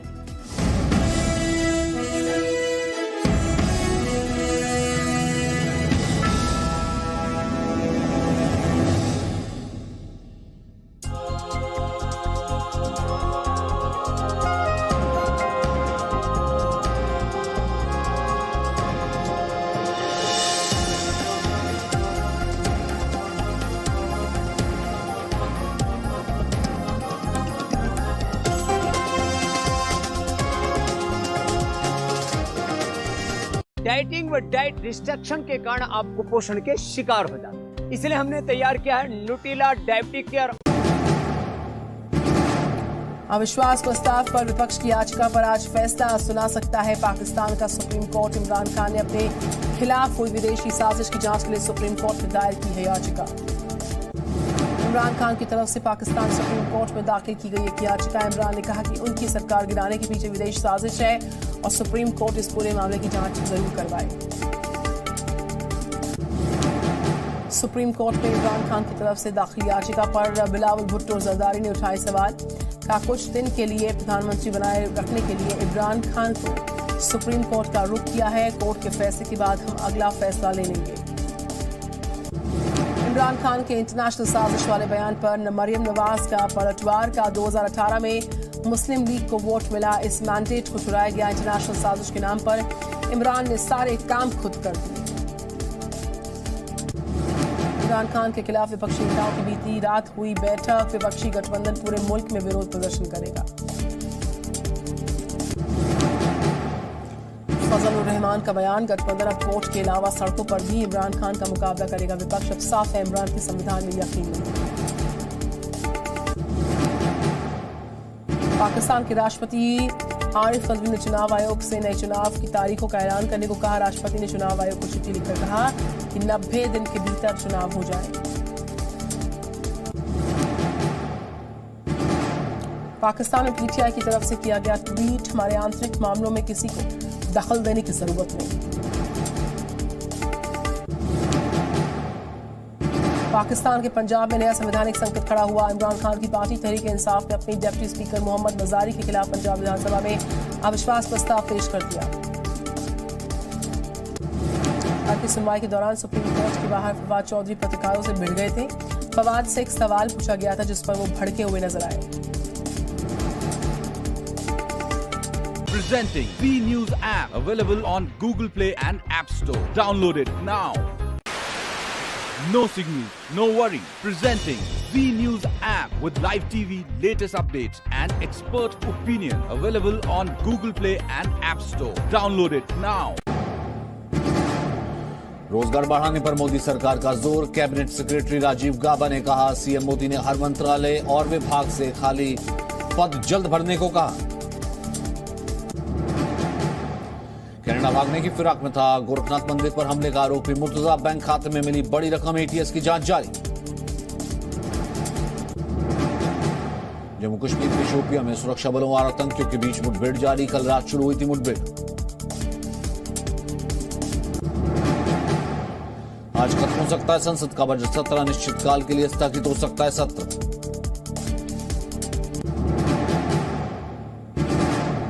विश्व स्वास्थ्य दिवस पर दिल्ली के लाल किला पर योग उत्सव का आयोजन। आयुष मंत्रालय की तरफ से आयोजित कार्यक्रम में लोकसभा स्पीकर और केंद्रीय मंत्री मौजूद। गृहमंत्री अमित शाह ने संसद में लालू यादव पर साधा निशाना। कहा, लालू यादव ने 2002 के गोधरा ट्रेन हादसे को साजिश नहीं बल्कि दुर्घटना बताने की कोशिश की। बीजेपी नेता किरीट सोमैया और उनके बेटे नील सोमैया के खिलाफ केस दर्ज। आईएनएस विक्रांत को बचाने के नाम पर ठगी करने के आरोप में मुंबई पुलिस ने दर्ज किया मुकदमा।